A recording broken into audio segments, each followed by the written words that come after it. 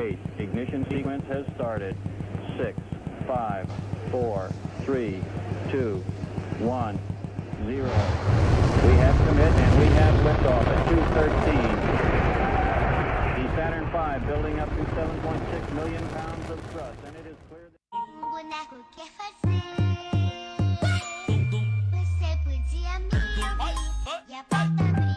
Eu quero só te ver.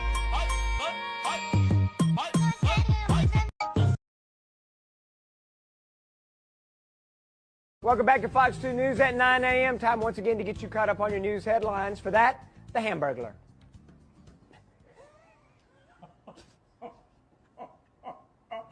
It's your birthday. I'll let it pass. Thank you. No, I won't. I'll get you later.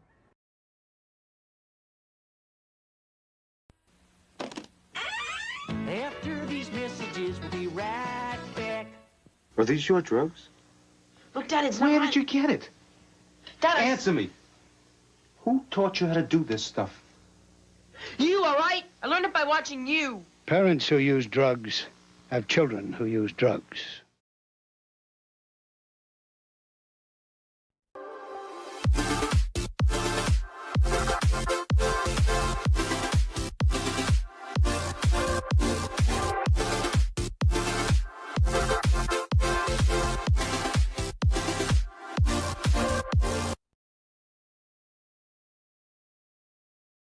Stop hating Mondays.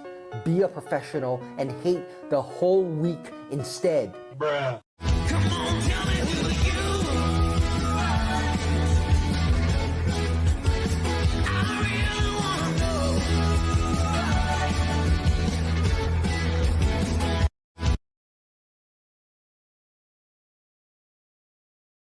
One time, I opened up the microwave door and farted right into the microwave. I mean, I actually farted into a microwave.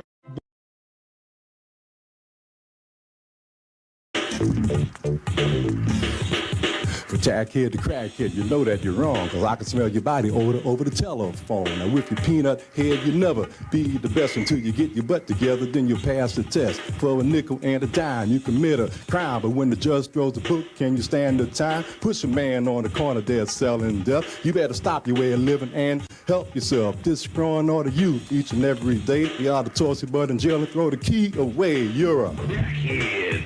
No lie. Tell them again, EJ, what are they? Crackhead. Leave it alone. Can your vagina be too wet? 100%. And here's how.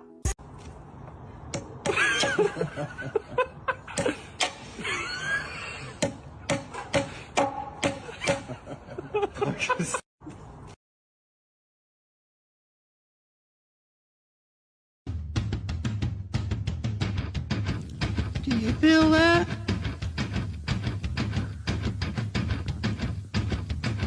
Do you feel that? Oh, shit.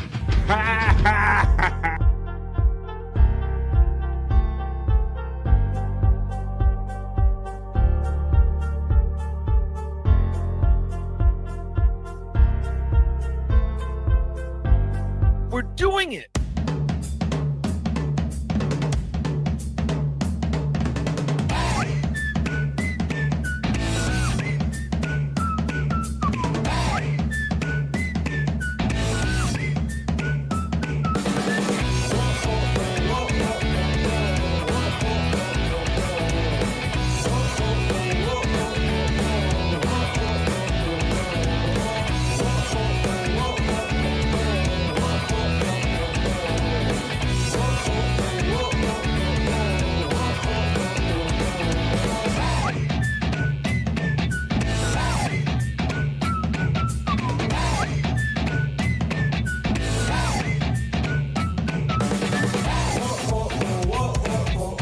Oh, hey, everybody. You know what it is. It's Friday, and it's The Vibe. Hello, everybody. I am BF. We are, in fact, live, and this is The Vibe. What is good in the stream show hood, everybody? We have made it to the end of the week. It is Friday. It's what? Wait a minute. Somebody else can say it better than me. Wait a minute. We are making the weekends longer than the week. Right? And we'll do it again because... You know what it is. It's Friday! Oh, yeah, it's Friday.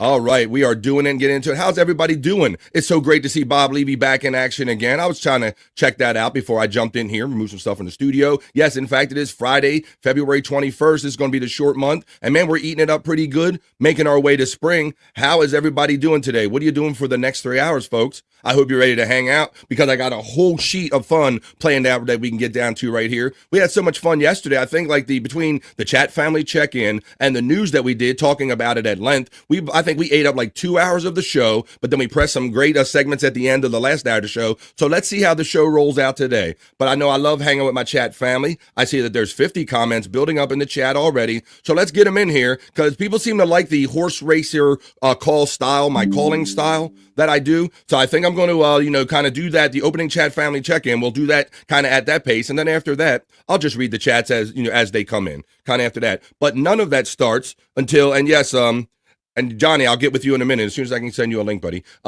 Yes, I see people checking in the chat. I'm trying to be technical and do the show. So let's do this. I got my head in a lot of different places, but let's get the show started and let's bring our bros in. He's the bro, He's from the Great White North. He's my friend. He's your friend. He is Bobby Nick. Oop. Hey. I should have. Hey, man. Hey, man. How you doing, man? Good. I was saying I need to. Yesterday I was ready and I had your WWE thing like all queued up and ready to go, buddy. Oh, but sorry, yeah. I'm gonna have to get those cut down to all like individual pieces because I'll have to snip those, man. But how you doing today? Oh, pretty good. Pretty good. It's a lot warmer here. It's still cold, but it's a lot warmer.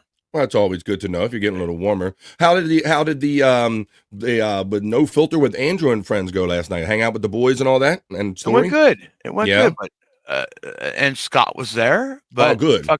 He fucked off an hour before. I think he went to bed. He did. Son of a bitch. I get it though. I get it. He's in a brand new place. He's got a bed that he hasn't slept in a while. So yeah, Scott's readjusting his situation, and I understand that he might start being be able to do the shows a lot more than he has been previously. So we look forward to Scott. And I told him whenever he gets everything lines up, he is always welcome to come back here on the Vibe, buddy. Yeah, always welcome. He did tell a story of disastrous proportions. I guess he during the night before he dropped his keyboard on the floor and smashed the. Yeah, I think I heard that, saw that in our messaging. Yeah, I saw that. And then he had an issue with his screen. And also, he's having a comedy of errors right now. So Scott's kind of in the thick of it right now. But it seems like things are going the way of settling down. And Scott's going to be making his way back on doing these shows more regular, bro. Well, we got another bro backstage. So I want to bring him in. But let's bring him in a proper kind of way, Bobby Nick. Here we go. I'll do a proper intro here. Are you guys ready? Oh shit, it's Chop's intro. Look at this motherfucker. Look at this. Look at the gesture. Look at this shit. That's right, folks. Here's his proper WWE intro, made courtesy of our friend P Cunt. I always talk about our great friends in the chat family. It's Chop. It's scheduled for one fall, making his way to the ring from Charleston, South Carolina, weighing in at 242 pounds. Cobb.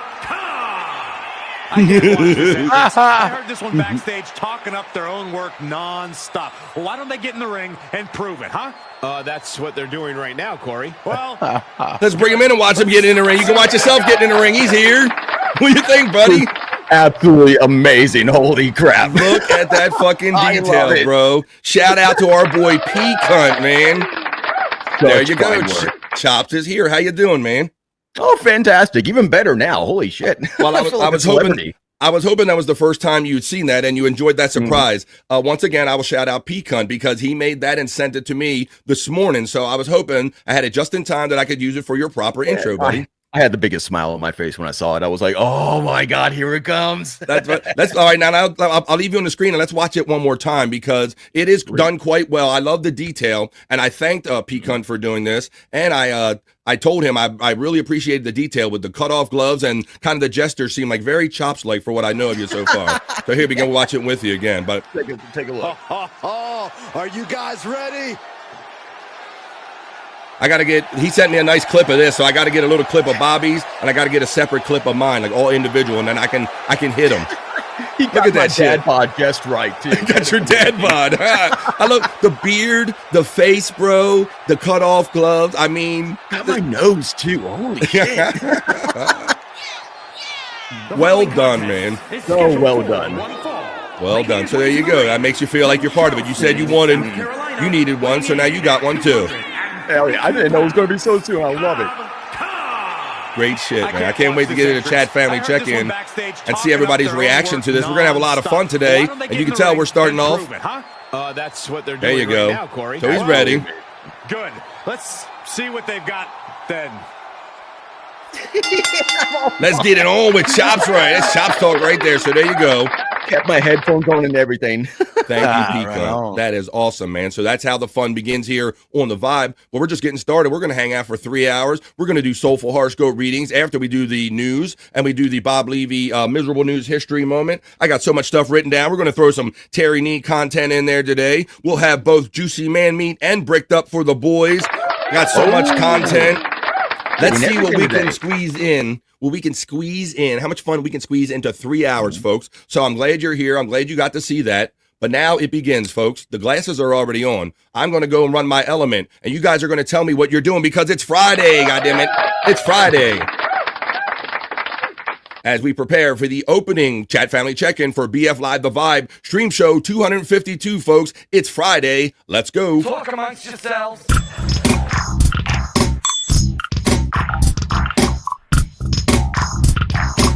Talk amongst yourselves.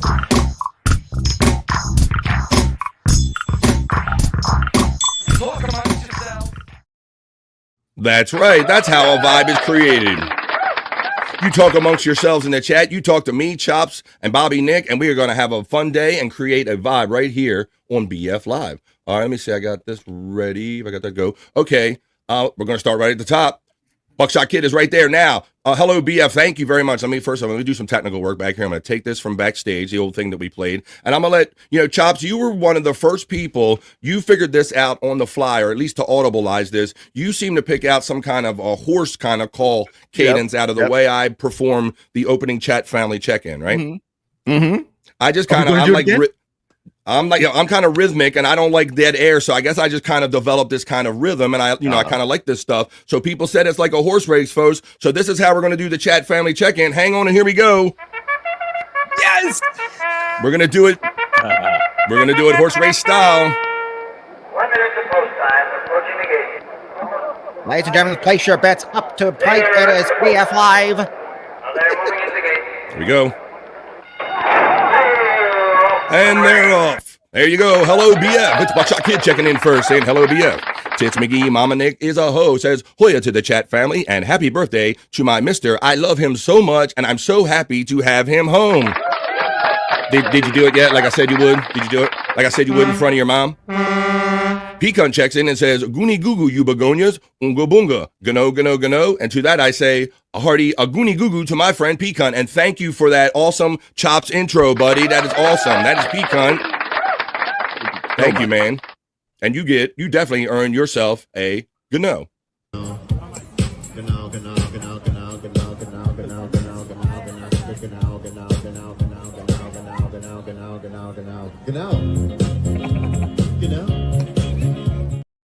Pecan shouts out Buckshot Kid. Pecan shouts out Tits McGee with the Hoya. Hoya from my big sister Kathy, who's checking in. How you doing today? Blummel's divorce lawyer. Buck Tits, Pecan, and Kathy Gano. Blummel shouts out me and Chad. Chat family, not Chad family, the Chat family. Not the Chad family. That's on Chat show. No cigar. Not the Bees 2098 says bones up to the demons. How you doing today? It is PCL Friday. Skull says Bones and Hoya. What's up, Skull? Blummel's divorce lawyer checks in and says, chat family, LOL. Chat fam or chat. Yeah, what did he say? Yeah. Chat fam. Good to see you. Here you go. What's up? Blummel says chat fam. He changed it. Reenie's checking in. Love seeing Reenie in here every day. Contributing to the vibe on this Friday. Not the Bees checks in and says, bones up, Skull. Space Chief 75 checks in. It is Friday. And this is a vibe after all, so let's do this. It is time to play our Space Chief 75, and let's have a jam, and let's set the vibe for today. Let me find my file right here. It's right here. Boom, boom, boom, boom, boom, boom. It's a vibe. We're having it. We're doing it. It's Friday, folks. It's Space Chief 75. Our artist friend.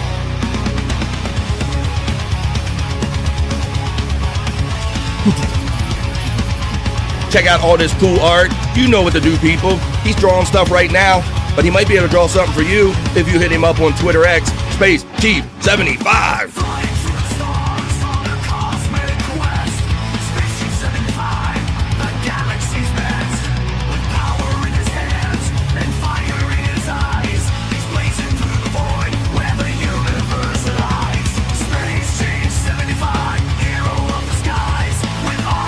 You know what we're going to do, folks. We're going to hang around for 3 hours. We're just getting started up in here. You know what's up. We're just having a jam. We're setting the vibe. We're going to talk about this. We're going to talk about that.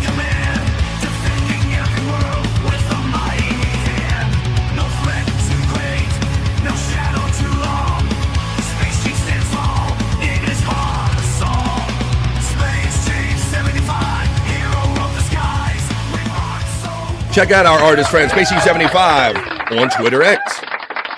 Take that off the screen. Stop the sharing. Peacunt checks in and says hello to my sister, Kathy, with the Hoya. Not the Bees, 2098 says Peacunt. Bones Dude. Let me stop this over here. Peacunt shouts out Not the Bees with a Tikal.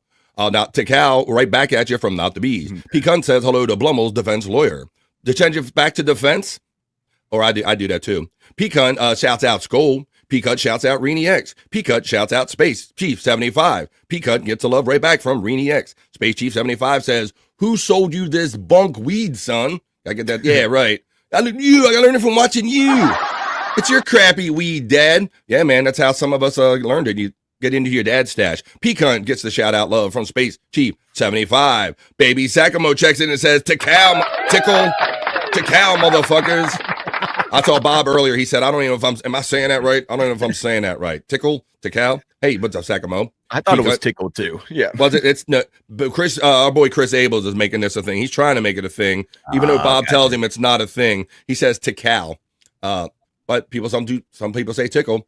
What rap has always been crap, says Terry Neo. You can't bust a rhyme like that. Don't. Leave it alone. Leave it alone. Leave that crack alone. Come on, man. Generations for sure. many people stopped doing crack because of that guy, man. How you doing, Terry Nee? Pecan gets the Tikal from Baby Sakamo. Terry Nee, you get the shout out love from Pecan. Stop. Hammer time.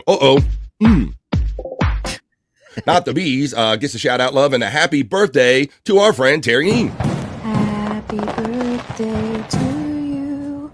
Happy birthday to you. Happy birthday, Terry. Happy birthday to you.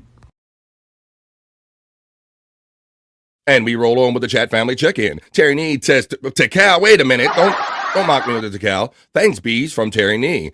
Wait a minute. Baby Sakamo says, I like penis. That is not true. I repeat, that's not true. I never said that. But penis? I never said that. I love penis. I never said this either.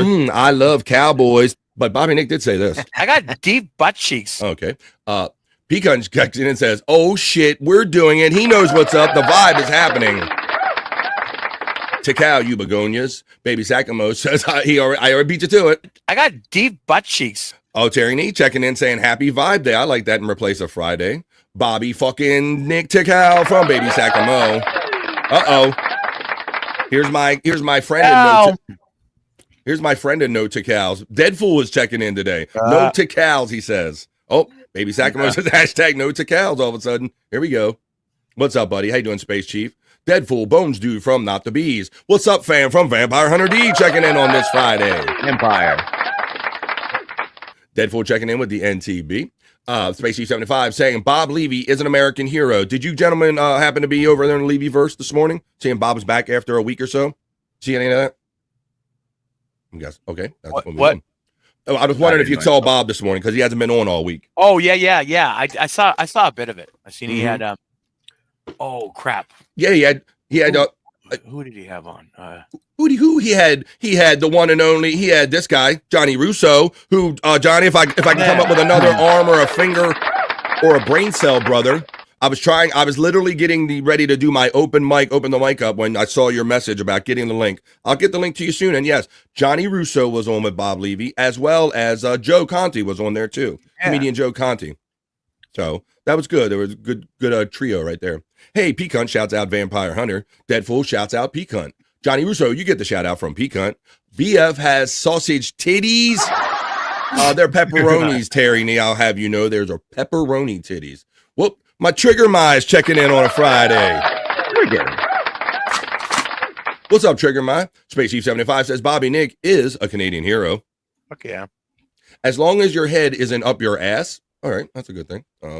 Yay, Peacunt from our friend Johnny Russo. Mama Nick, come to the party for Fezzy. Are you coming to the party for Feezy McCool? What's that? Come to the party for Feezy McCool. All right.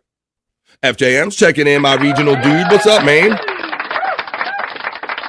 What's up, my regional neighbor? How you doing there? Widow Killer's checking in on Friday and says, congratulations on the Canadian victory last night, Bobby Nick. Yeah, did you track that any or give any fucks about that, Bobby Nick?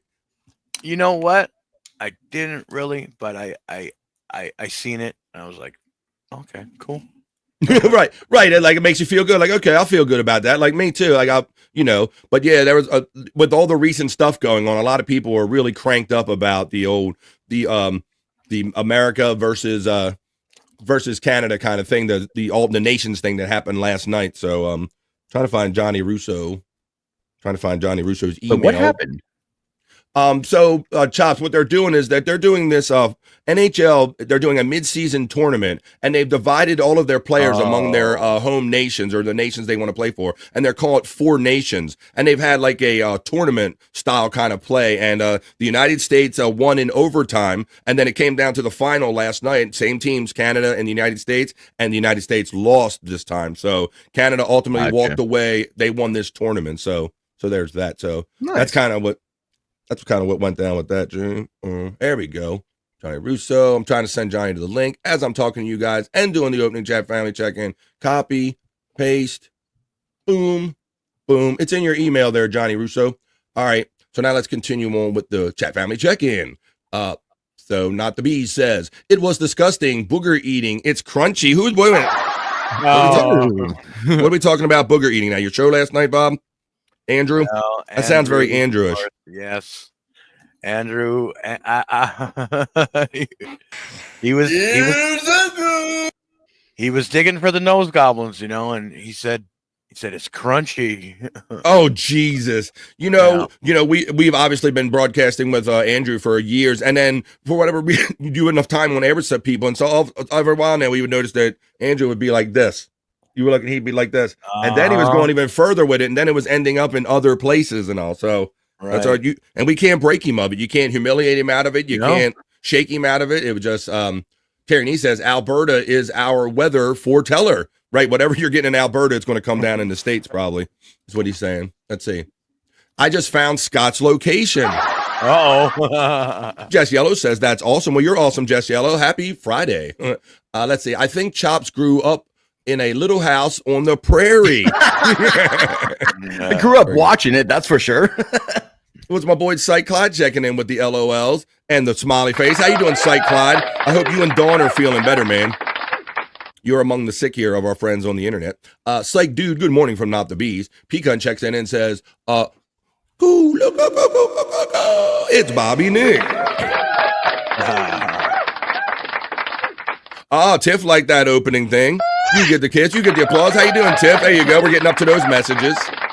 Isn't that neat? Hello, Buckshot Kid from Buckshot Kid. He says hello to me, Bobby Nick, the Nightbot, and Chops, our friend Buckshot Kid. Hey, Buckshot.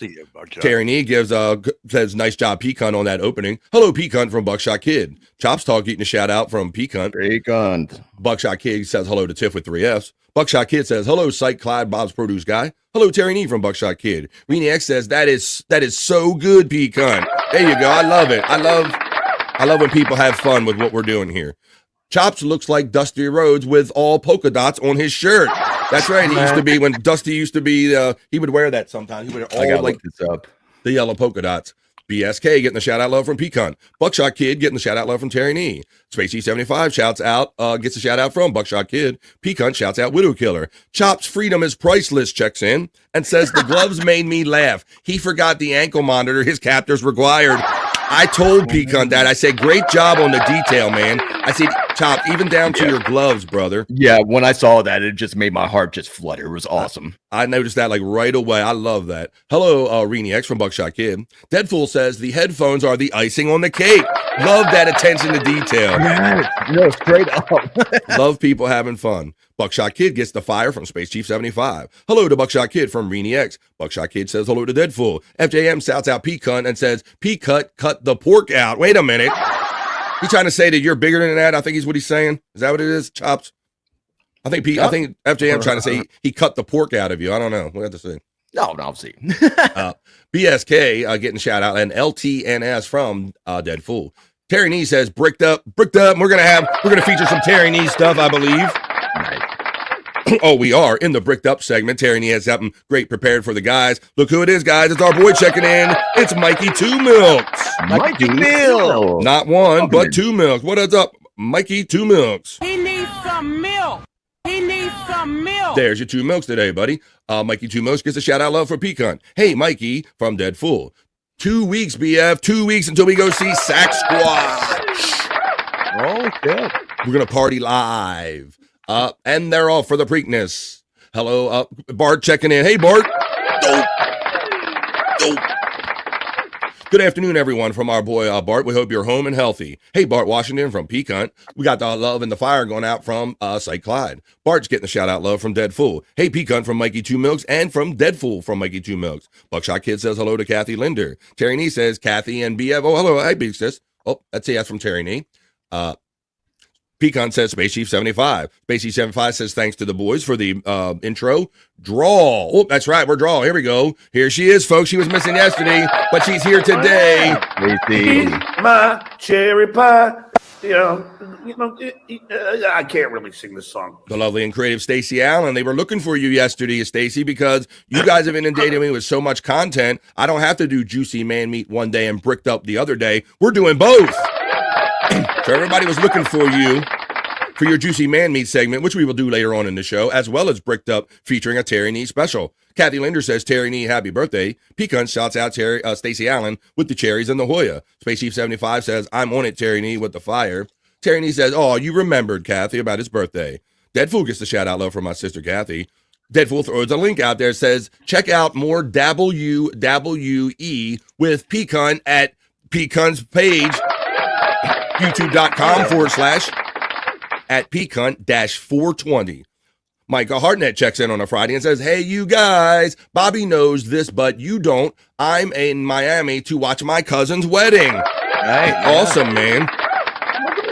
Well, I hope you're having a great weather down there, and I hope you have a great wedding. Great time. Kathy, you get the shout-out love from Deadfool. Skull says, I hope Perry gives me a real apology tonight, but I'm not holding my breath. We'll have to see. What the fuck up? We'll have to see because it is Friday night PCL, so we'll be hanging out with the chat family, and I love that 40 people are hanging out with us right now. Hang around for the news and a lot more fun. Micah Hartnett gets the shout-out love from Pecan. Pecan shouts out Deadfool and says, gracias. Pecan, you get the fire and the shout-out love from Micah. FJM says, rounding the quarter-mile marker. Not the B says, Skull. I agree. He owes you the biggest apology ever. I think he should smash the microwave, blend the microwave, then microwave his CDs as a start. Shut the fuck up. Let's see if he does it tonight at 5 Pacific, 8 o'clock East. Excuse me a second. I'm a little verklempt. Perry Nee shouts out, Pecan shouts out FJM. Terry Nee says, sweet voice, sweet kid. Granny checks in before any gay man meet starts and says, took a bottle of vodka and jacked, getting nude to make chops funny. Cheers on the baby monkey line, buddy. What we got here? There's a lot of cryptic shit there. I'm not sure what you're talking about. Oh, it's all about surrounding yourself around the right people, buds. All right. Well, there you go. All right, well, I'll leave that to you. Happy birthday to Feezy McCool from Chops. Feed is priceless. Kathy Linder says, hello, Space Chief 75, Pecan, Skull, Micah, and Stacy. And right in the middle of the chat family check-in, let's bring him in now so he don't have to stay in the backstage forever. He's a bro, you know. He's been here a few times on the show. He was just hanging out with Bob, and now he's hanging out with us. He's Johnny Russo. Hey. What's up, dude? How you been? Hey, Bobby. How you been with it?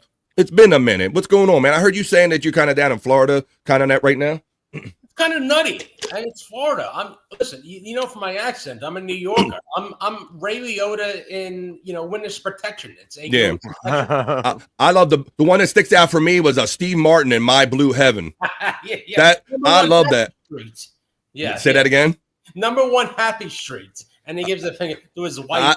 I love that movie. I love the way they spoofed that whole thing up, the whole witness protection program thing. I love that.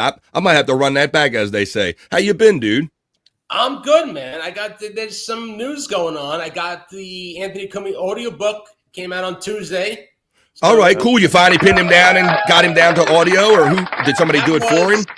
That took a long time in the making. Yeah. The audiobook. Because when you do an audiobook, you're supposed to do it like immediately after the book is published, then like 3 months after the audiobook goes out. It's kind of like the old days when the movie would come out, and then like 6 months after the DVD would come out. Yeah. So it takes forever to do that. To do a whole audiobook, man. But Anthony, with the bypass and all that stuff, so that got delayed. And then when Anthony had to do the audiobook for this book, it was a bit it was difficult. The first book, he had Rick Delgado, who was the producer on WNEW, and he worked with Anthony doing the audiobook on the first book, and that got done on time. Right. Brilliant.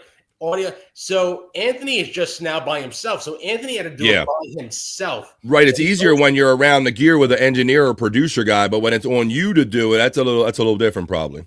Yeah, so it was Anthony by himself, and Anthony, to get him to do it by himself was a bit of a chore.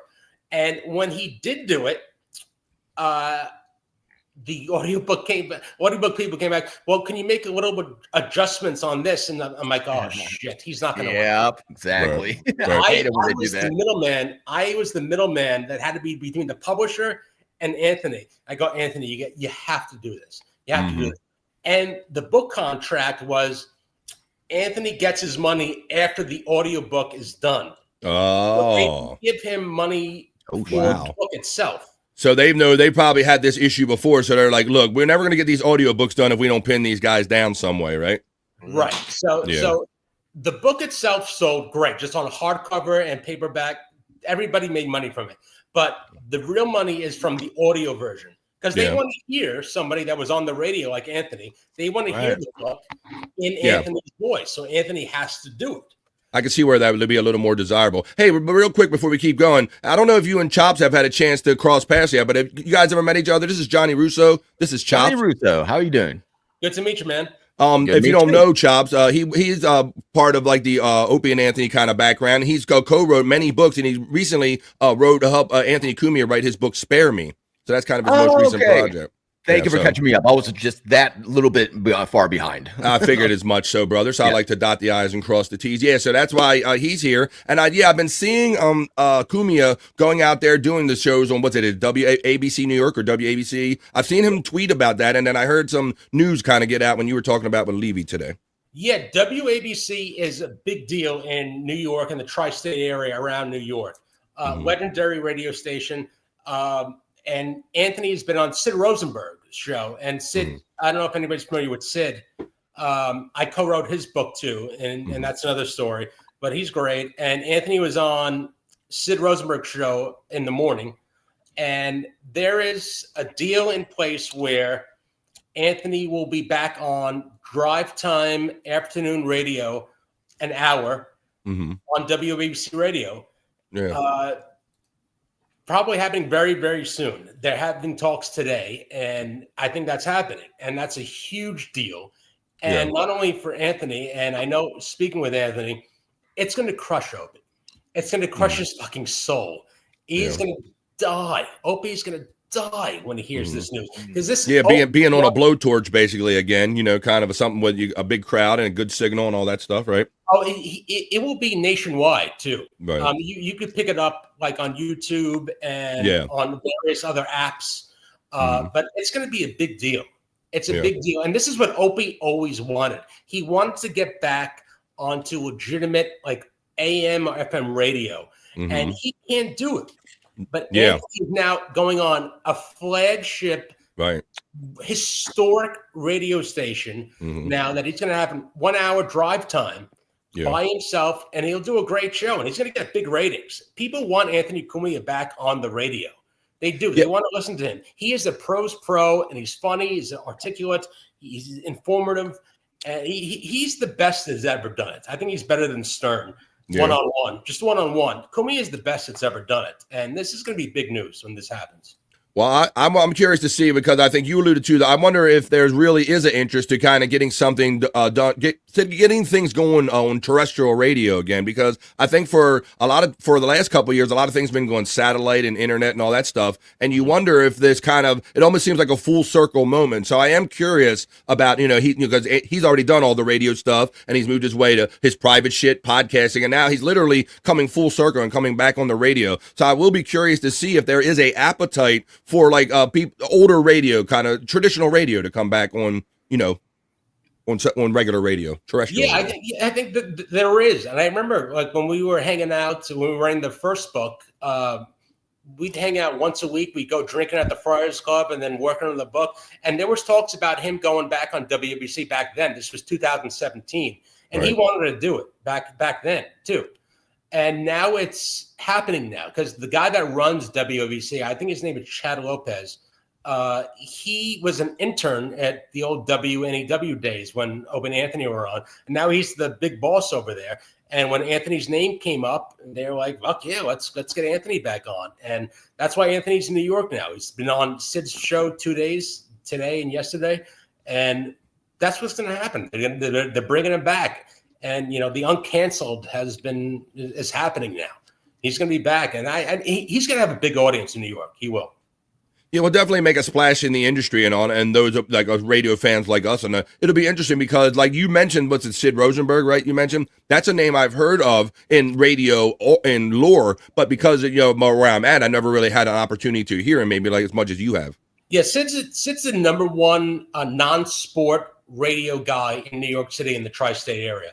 And it can go nationwide in the sense that you could pick up the app and you can listen to it on YouTube and that kind of stuff. So it's a wider audience just than when you're listening to it live, in the car. But WBC is a big station. John Catsimatidis own it. He's a billionaire, and he's a big deal in New York too. And I know Anthony's meeting with him today. So this is basically, a formality, but it's, as I said in Bob's show, it's like the Hyman Roth and Corleone thing. I'm going to take a nap. If the money's on the table when I wake up, I know if they do. If it's not. So do we think it's just going to be like him and Sid, like that? Because I know that Jim Norton's kind of been freed up recently too, right? Yeah, Norton's doing his own thing now. He got rid of Sirius. He's off there. I think Jim's going to make the same amount of money. I don't think it's going to hurt his pockets at all. Jim's doing his own thing, and he has a big following, so people are going to follow Jim. Yeah. But Anthony back in regular radio is something that he wanted to do. Yeah. And for and money doesn't matter to him. Money, he's fine. He likes doing it. He's doing it for the love of it. Yeah, I think he's pretty good. He's doing this also because he knows it will crush Opie. Because he's been trying so hard to find another spot back on the radio. So, yeah, and then Anthony's just going to do it. Yeah, money doesn't matter to Anthony. Anthony could live a million years from now and be fine financially. He wants to destroy Opie. We're going to have fun seeing how all this shit plays out. Hey, I heard you talking about the hockey game last night, and I was just explaining this to Chops, how they chopped, so to speak. They divided up into 4 nations, and they had this whole tournament and all. So it was a little bit of a heartbreaker, right? But who gives a shit about Finland and Sweden. Who the fuck gives a shit about that? Get Russia involved, and then but Finland and Sweden. It's like that's like appetizers that you don't even order off a menu. You want to see USA, Canada. That's it. That's the fucking show. That's the real money. Oh yeah. Our boy Bobby Nix from Canada. He isn't always the deepest hockey fan, but we don't say that too loud with him being a Canadian. You know, we don't want the authorities to come take him away. But it feels like we lost the war. I lost my parlay on that night, which is a subside of that. But it feels like we lost the war last night. It's funny, and it's funny how this tournament came out of nowhere with all the recent current events in the news, and it's how it's invoking all of these feelings of the old 1980 Olympics and all that stuff. The 80 Olympic hockey team. It's bringing all that kind of back to life. Yeah, like 7 days ago, I didn't even know this was happening. Exactly, and then yes, right. And now it's the big, like you said, and now you went from 7 days ago not knowing about it, and now today you feel like you've lost a war that you only learned about less than 7 days ago. I went from Tuesday to Hiroshima. There you go. And that's why I try, of course I monitor it, and I would be happy if we won, but I try not to get lock my emotions too much in that because it will drain you that way. I guess it could. Let me see. Feezy McCool's checking in and said out with the 2K and in with the 401k. Good afternoon, BF Bobby Chops and all my no goods. What's up? Nicole. Welcome in. Syke said it was a good game, but I lost my bet. It was instead of an all-star game. So he likes that. We'll take that in place of an all-star game, Johnny, right? Syke had, I think he had USA and over 5.5 goals. Because I texted Syke, and I think I tailed that, but I made different. It's just I feel like I'm a Japanese prisoner. After World War II, right? And you just learned about it 7 days ago. That's why you can't let it live on your soul like that. So they said this was good instead of the All-Star game. What did you think about that horrendous Pro Bowl where they were literally now playing flag football in the Pro Bowl, the NFL? Well, nobody wants to get injured. Everybody, they're not only people; they're commodities to the teams that they play for. They're personal property.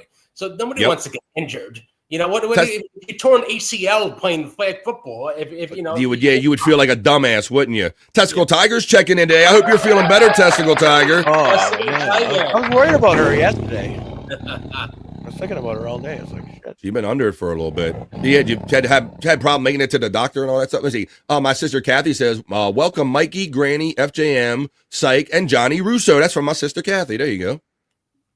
Kathy, welcome in. Terry Nee says, Testicle Tiger, how you's feeling? Space Chief says, I'm glad to see Chops finally escaped the ice fishing hut that he was trapped in. Good to see you, Chops. Yeah, it just got too cold. I would have been in an icicle right now. Pecan shouts out Testicle Tiger. Testicle Tiger says, a lot better, Terry. She's feeling. Thank you. But is Canada a nation really? Yeah, I think all that talk is so silly about the annexing and all that. It's just so silly. Pecan gets the shout out love from Testicle Tiger. Pecan shouts out Feezy. Not to be says Testicle Tiger. Good morning. Are you feeling better? Much better. Thank you. Look who it is, Bobby Niggs. So it's not a shit pick yet, but it's Wendy Pack checking in. We haven't heard the screams of horror. Yeah, no shit pick yet. All right, we'll know when you get them. Feed some cool shouts out. Pecan. Testicle Tiger says, no, where did you send me? Buckshot Kid said, all these hockey tournaments, I don't give a shit about since Russia is not in it, much like you're saying, Johnny Russo. You can't get Russia in that shit. So you don't have all the hockey powers involved. Okay, that's a fair point, guys, because, it's just the more 4 nations, but on Twitter, hey, best friend. Hey, Wendy Pack from Pecan. Wendy saying hi to everybody right there. Terry Nee says, still waiting for Granny's stand-up. Oh, shit. Terry Nee's got a long memory there, Granny. He's not going to let you wiggle out of that. Right, welcome. That's right, yeah. Welcome, Feezy from Kathy Linder. Hey, Wendy and Testicle Tiger and Buckshot Kid from my sister Kathy. Wendy, you get the shout-out love and pickles and something else from Terry Nee. Wendy's getting love from Syke Clyde. Hey, Big Sis Kath from Testicle Tiger. Not the bees, you get the shout-out love from my sister Kathy. Bart, hope you're feeling better and you're home from the hospital. Bart, bolt down the TV.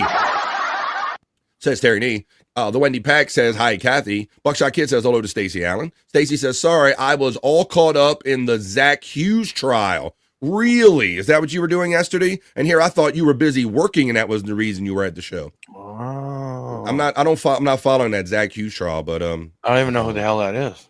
Yeah. Happy weekend to Stacey from our friend Tiff. Hey, Buckshot Kid from Stacey Allen. Hey, Terry Nee from Wendy Pack. Hello, my beautiful Tiff with 3Fs from Stacey Allen. Micah says, I will. This hotel is sick. Sweet Scorpio checked in on a Friday. What's up, Sweet Scorpio? Tiff with 3Fs gets a shout out love from Pecan. Trigger My says, would Lizzie ever do your show to give us the lowdown on how Chris is off camera? Ooh, you would, interesting. Wow, if I could get Liz to just come on my show without Chris running interference, would she do that? I'll take that under consideration. Hey, Scorpio from Testicle Tiger. My sister Kathy says, Wendy, is your computer working okay? Yeah, Wendy, is your computer working okay? Oh, I hope so. Doesn't sound like the router's working. Whoop.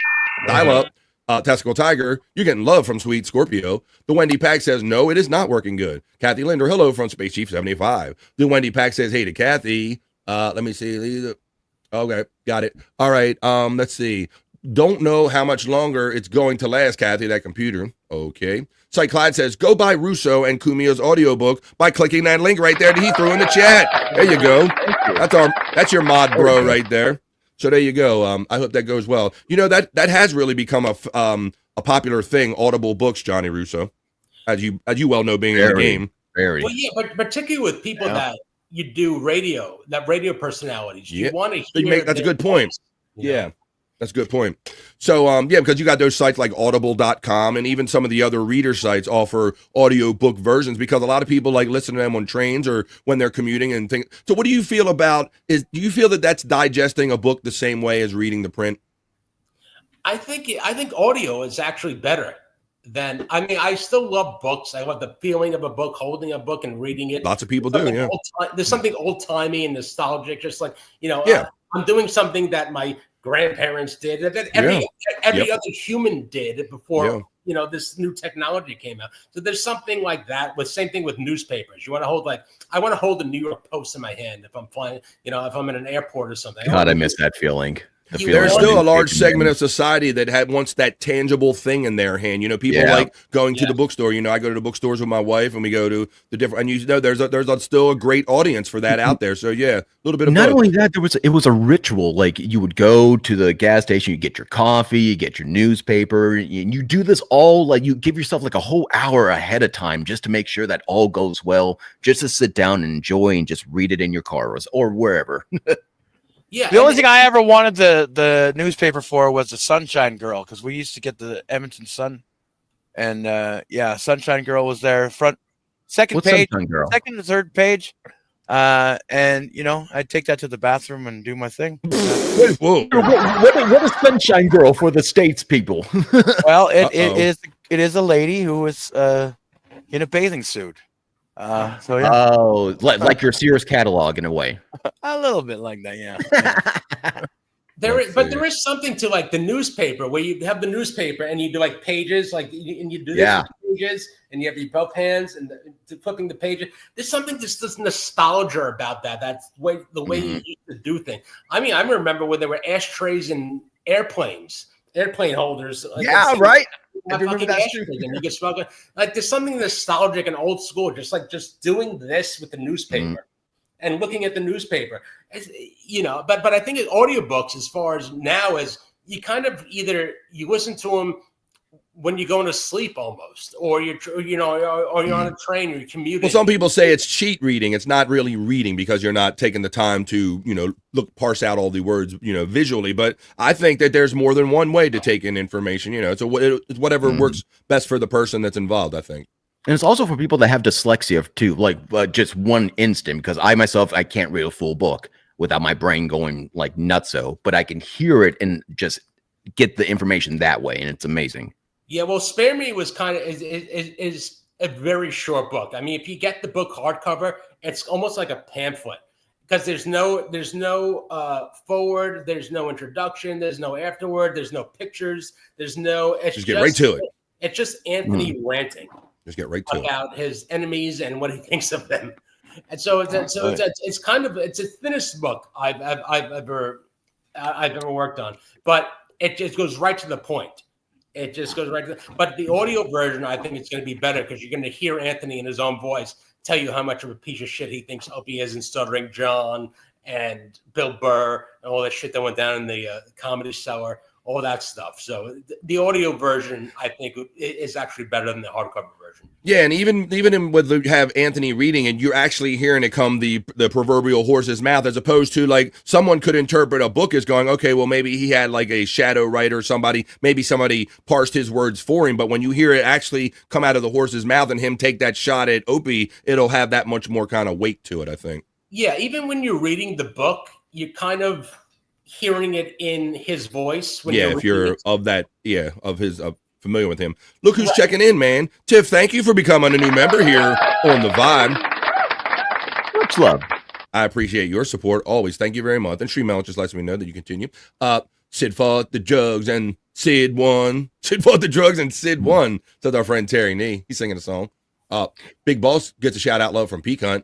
Wendy Pack says, I'm trying not to robots a bank here. I'm not sure. I'm trying not to robots a bank here. Okay. And then look, Tiff gifted a membership. Thank you. Nice. Most generous and lovely, Tiff. Thank you very much. I'll see when we get down in the chat who caught that one. Get Slovenia and the Czech Republic, my people, says Sight Clyde, to get them in the tournament if you really want to get serious. Yeah. Oh yeah, when you had those Eastern European teams like go against each other, and even till this day, Johnny, if you're online and you look at like that Eastern European hockey, those dudes like they still throw down like the old school like NHL way. It's all about fighting and just getting down to it, man. They do it, yeah. But I mean, you got like Finland and Sweden. Who gives a fuck? Who ever met anybody from Finland or Sweden? Nobody.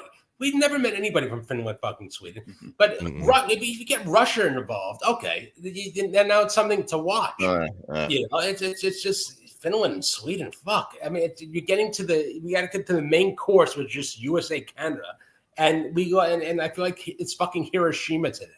I'm like, I know. Yeah, that's why. Let's see. USA versus Canada, best out of 7. That might be a little better. There you go. That would be fun. That would be different. Yeah, that would be good. Just have the rival game and just get it done and over with. Why? And make it this big pay-per-view thing. Like, let's do this wrestling style. Like, let's go all out. Like, if you have like I'm a Ranger fan, and I think Ranger players on the Canadian teams like, oh fuck, what do I feel about that asshole? Like I have, it divides your kind of a fan quest of who you're rooting for. If you know, like, oh shit, this guy's a Russian. I was rooting him for 12 years. Now he's on the Russian team. Or he's a Canadian now, Chris Christ. But yeah, it's just I'm still stewing over last night. I still can't. This is me stewing. I'm a stew. Well, because they got your expectations so high with that first game. It took them to go to overtime to win. And I heard them say that America was down 0-1 in like every game in a tournament and still came back and won. So that wasn't really a limiting factor. But yeah, they had to come back and win. The limiting factor is what's that? I bet on USA last night. If I bet on Canada, I want to give a shit. Well, yeah, sometimes you feel like you get last night, so now I care. If I bet on Canada plus 1.5 goals. Great, love it. The fact that I lost money last night is really where it's my point of aggravation. So if I go to Canada, I might go. Oh, you know what? And we'll be agonizing over something probably a week from now. Something different that we didn't even know was coming there, Johnny. Yeah, because I try to stay in touch with hockey. It's a little hard doing all this podcasting, but the whole Four Nations thing kind of was a surprise to me. I saw the NBA kind of do like in the season tournament, but I'm not a big NBA fan. No, the NBA is the best thing to bet on because it's the most predictable kind of thing you could bet on.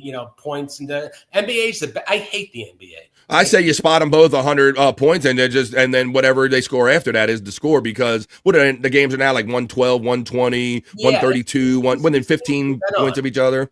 It's the easiest thing to bet on if you're a gambler. But NBA is the best thing to bet on because it's more predictable than any other sport. And if you can find like a guru that knows this is a really niche thing. Women's college basketball. If you could find somebody that like who the fuck even knows about that or watches that, but if you could find like a handicapper that watches and knows that, you can make a ton of money because just like they keep pushing that WNBA stuff. I don't know. It's not my thing, but no. Brian Kowalczyk checks in and says Chopped has the most badass shirts. There you go. He got the badass shirts. Got dad shirts, man. I love them though. Brian K gets 100% from Tiff. Brian Kowalczyk gets a shout out love from Peacunt.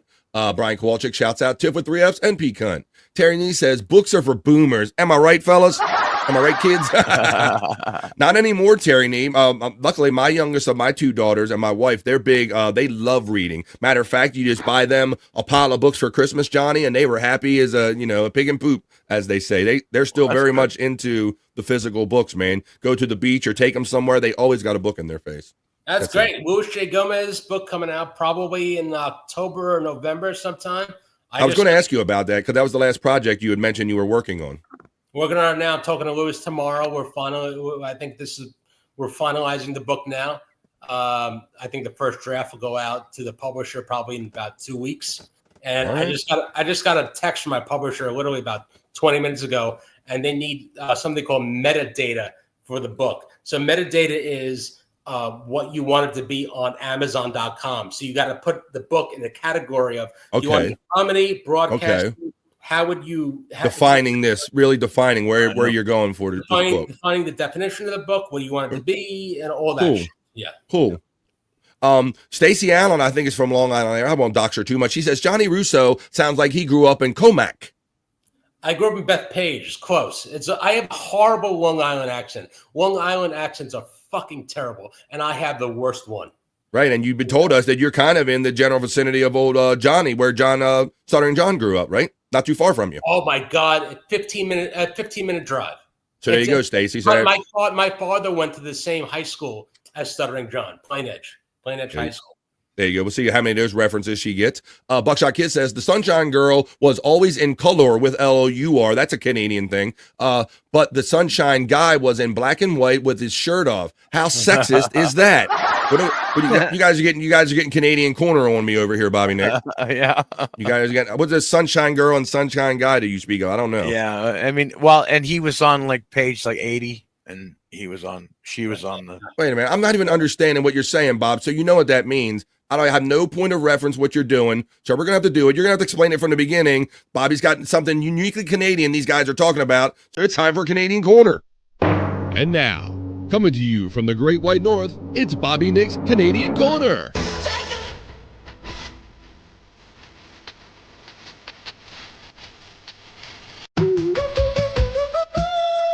Beauty. Okay.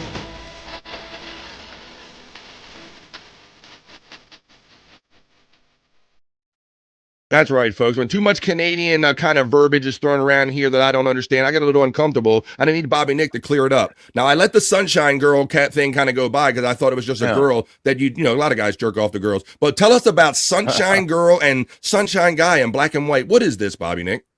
Well, I mean, in my experience, there was this paper called The Sun, in it published out of Edmonton. In my area, I know there's a Toronto Sun. I know there's different versions of the Sun, but I think they all had the Sunshine Girl and the Sunshine Guy. And well, thing is, the Sunshine Girl was on page 3. Like, you just had to open one page up and. So these pictures, these like Canadians, did they submit their pictures great. though? Well, I think they Where did they get the Sunshine Girl from? I think they offer to do photo shoots with women around the city. Okay, so you guys were excited to see who the new Sunshine Girl was. Yeah, every day. Okay, every all right. single day. Now I'm understanding. All right. And then you'd go like I said, she was in color and everything. And then you go many pages into the paper. All right. And then you'd see the Sunshine Guy in black and white. Wow. That's so uniquely Canadian. I had no idea. So there you go, folks. Now maybe you understand something a little more better from our Canadian Corner. And now, coming to you from the Great White North, it's Bobby Nick's Canadian Corner.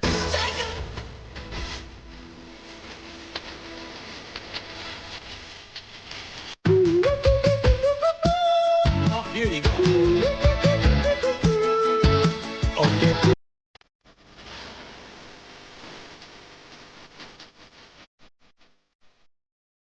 There you go. What do you think, Johnny? What do you think about that, buddy? It was like Pam Anderson, Canadian, was discovered on a Jumbotron at a Canadian football game. That's right. Yeah. Yep. There you go. That's the same fucking thing. Jumbotron. Hold on. I have not heard that in years. What is that again? They had in stadiums. I don't know. It's like the big screen they had in the stadium. That's it. Yep. Okay. The Czechs version the Russia's for the gold medal game back in the 90s was amazing, says our friend Shyt Clyde. Let's see. Wendy's doing her thing in the chat. I meet many Muslims from Sweden. Oh, wait a minute. You're talking about You're talking about social enrichment. That's a whole other thing. Rangers, Ufa, go Golden Knights, says our friend Not the Bees. Golden Knights. They play the Rangers tonight? I don't know. They play the Rangers tonight? I don't know. I'm not up on my schedule. Trying to rob a bank here. I'm a big fan of women reading books. The silence is wonderful. Ever play the Beth Page course, Terry Nee asked? Yes. I grew up literally about 4 minutes away from Beth Page course. And I played Beth Page Black. And they had 5 different courses. Black, they actually have a surgeon. It's almost like a Surgeon General on a pack of cigarettes. Like, don't play this if you're not good enough. Really? Like, don't waste your time.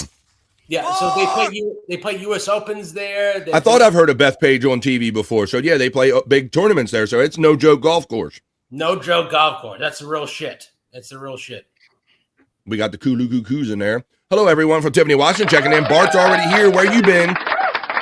PW. The secret ingredient in poutine is love, Bobby Nick. Do you agree with that? It's love. Well. And gravy.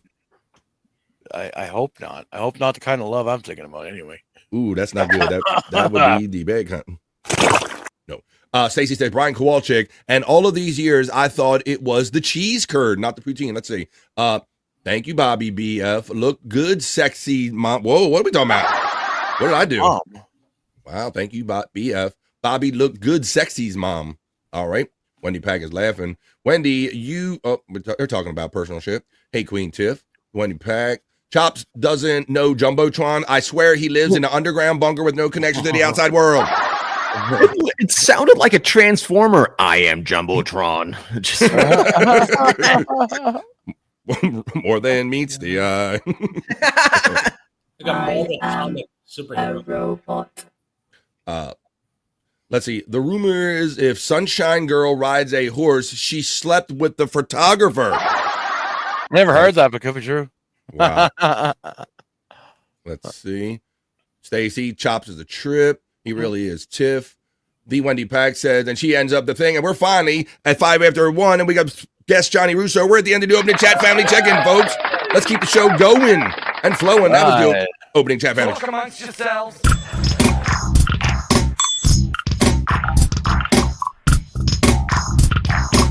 Talk amongst yourselves.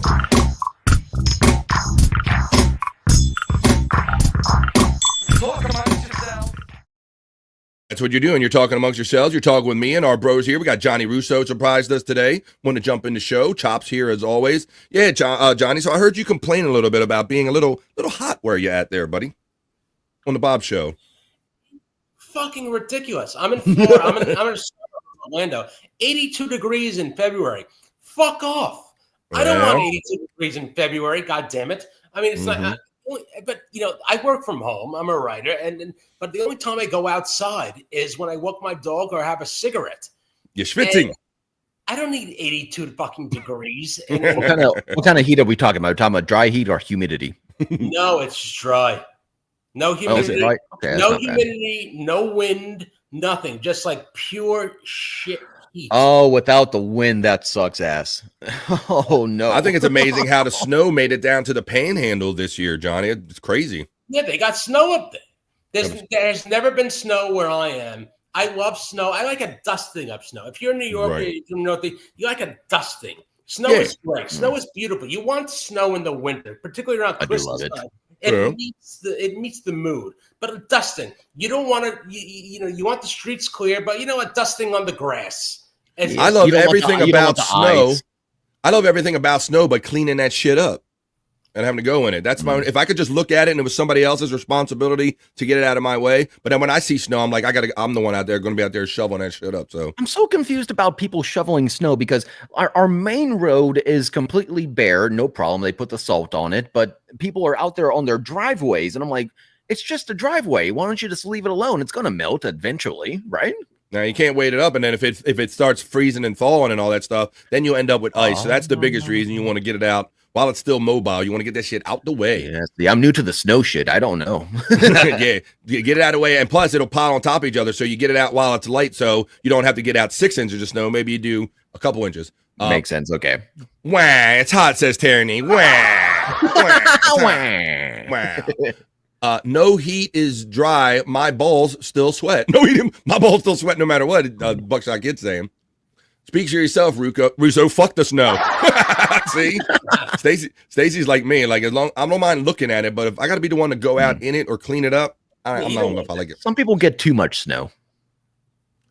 It's 25 here, Bart tells us, in Cleveland. We haven't seen temps above freezing in more days than I can count. Yeah, it has been a particularly cold winter. You know, I don't know, John, you probably remember on the East Coast up here in the Mid-Atlantic, you get some winter days, but then you also get some 50-degree days or some 55-degree days. We haven't had that too much this year. I fucking love that. I lived in Manhattan for 20 years on the Upper East Side. Right. I love the days that everybody hated. And the days that everybody hated were those 50 to 55 cloudy, gray days. Right. I fucking love that shit. That was New York weather. 50 degrees. It's not hot. It's not cold. Yep. It's no wind. There's no sun. You can go out with a light jacket or maybe no jacket at all. Now it's fucking beautiful. Those are the great fucking days. So I get shit here now. I'm in Orlando. I got shit here. I got 82 degrees yesterday. Now it's 54 degrees. You know, I had a cigarette before I came on the show. I was fucking freezing. Now I hear that the Florida people, when it gets down about 60 degrees or something, maybe 60, mid 60, they start putting the old windbreakers on down there in Florida, right? That kind of probably looks a little silly. I don't think there's any natural Floridians. I think Florida is encompassed by people. Fair point. From other people. From other states. From particularly Northeast states. I think people from the West Coast, they move to like Arizona or Texas, but people from the Northeast, they go to South Carolina or Florida. Mm-hmm. And I didn't choose this. I don't want to be here. I am fucking here now. I could go back to New York if I wanted to, but you know, I could here now. I got a bulldog. I got a wife. I got a family here, so I got a nice house. I'm doing good work from my own work, doing books. But you know, I don't want to be here. I'm fucking Ray Liotta at the end of Goodfellas. Yeah, that's funny. I belong in New York. Listen to my voice. I belong in New York, having fucking. I'm sure. Yeah, I'm sure. Whenever you have to talk in public, people stand like a sore thumb because you're probably louder, and you certainly have that accent over that regional accent. So I'm sure every time you're out in public, be like, "Hey, what is this guy over here talking like this?" You know. No, I got my neighbors from Nebraska, and I see him or her like maybe twice a month putting out the garbage. Other than that, nobody's from Florida. Nobody's from Florida. Everybody's from somewhere else that moved down here. I'm in a nice gated community, and everybody's from somewhere else. Good point, buddy. There's no native Floridians. It's like an ex-country community. I mean, it's insane. There's no Floridians. Fair point. All right, brother. Well, I'm glad you stopped in. And you know I do this till 3 o'clock on the East Coast, so you're welcome to stay around as long as you want. But I am going to move over to my news studio right now and deliver a few news stories with the BF Live Not So Serious News. You ready for that? Absolutely, pal. Well, let's hang around and talk about some stories at length as we get it down with the Vibe Not So Serious News. Let's go. Come.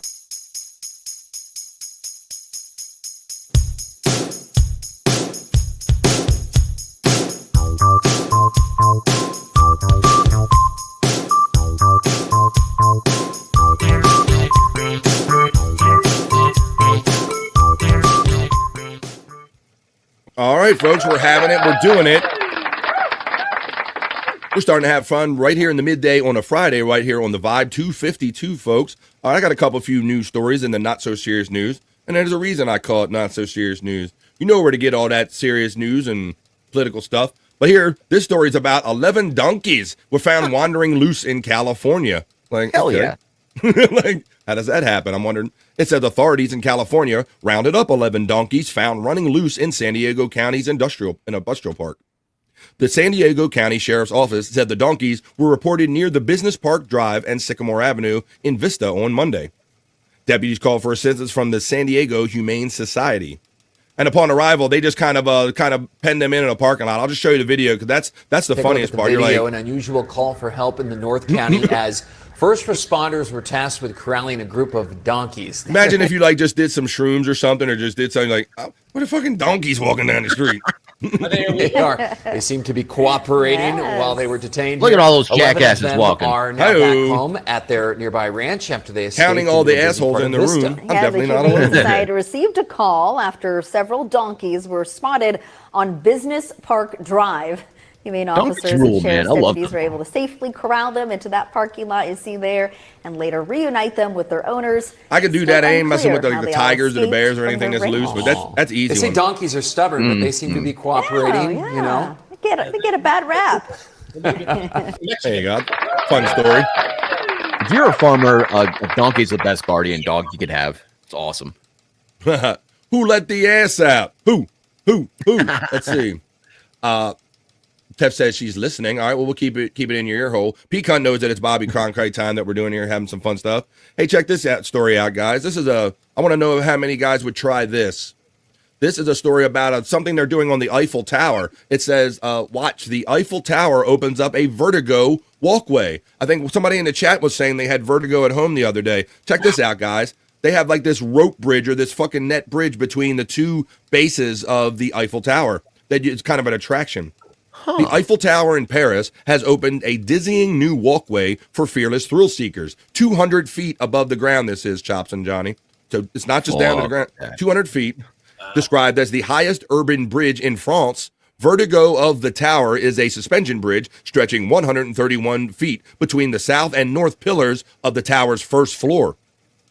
Made up of two superimposed layers of blue knotted nets equal to 25,000 meshes, the attraction offers a new way to experience the world-famous landmark. With the imposing iron lattice structure above and the heart-stopping drop below. But look, so there's how it looks right there, and I'll show you somebody like actually walking in it. It's completely enclosed, as you can see right there, so nobody can climb out and like commit suicide or do anything stupid. But look, that's what it looks like if you're inside of it. Jeez, this is why I wear my gloves right now. Sweaty palms. That gives you sweaty palms, that anxiety? Yeah. Oh, yeah, big time. Let's see. They actually had a little ingrained video in here that actually showed you what. Oh, here it is right here. Shut up. Check it out. Dude, no freaking way. Johnny, what are you going to Paris? Have you ever been to Paris, Johnny? I have not been to Paris. I've been to Italy a couple of times, but not Paris. But you know what? I watched the video 2 days ago, and it's about a guy like in 1910. He made like a bat cape, and he was diving off the top of the Eiffel Tower, and he thought he was going to float down. The guy sank like a fucking rock and died. Oh, he just basically jumped to his death. Yeah. Holy shit. You know those like those skydivers that like sky through, and they have like the actual thing that that they tested with science, and they could. But this guy made like a homemade bat cape. No, like and like taped it together, and he dived off the fucking top. It sounds like you're describing Wile E. Coyote when he used to try to put those wings on to catch the Roadrunner, and he would go boom, he would just fall down. A fucking rock. Everybody got to witness. Our friend FJM says that would be no problem. I would have less problem with that because it is contained and it looks like it's hardy. I would go early before. I don't know, but give a couple guinea pigs on there. But I might could try that. Not the scariest thing ever. Hey, John. Do you need that shit in your life? I mean, do you need it's kind of like skydiving or going on like up down bungee jumping? Do you need that shit in your life? Do you really need it? I don't. I mean, personally, I don't. I just want to sit on a couch and gamble and drink. That's it's funny. That's all I want to do. Do I need to go on a fucking roller coaster that goes upside down? No, I don't need that shit in my life. I don't need it. Like some people have that death wish or they only really feel alive when they're pushing that edge. I've never been that kind of person either, Johnny. I'm like you said, I'm more content just sitting at home and kind of chilling, if you will, right? That's it. All right. Check out this story about the Yankees, bro. Are you not a Yankees fan being up from New York? Are you a Yankee fan, right? I'm a Yankee, Giants, Rangers, and then I thought you were. And then the Mile, and then the Knicks underground. But yeah, I'm Yankees, Giants, Yankees, Giants, Ranger fan. Yeah. Well, you probably are very familiar with this, and that George Steinbrenner was a prolific owner of the Yankees. I mean, you won many championships with him. His son is running the team now, and for many years, he had a strict facial hair policy that a lot of the players didn't care for in the league, Johnny. But it says after 49 years, it says the Yankees will drop their ban on beards and facial hair, according to the son of George Steinbrenner. What do you think about that, buddy? Fuck him, shave it. Shave it.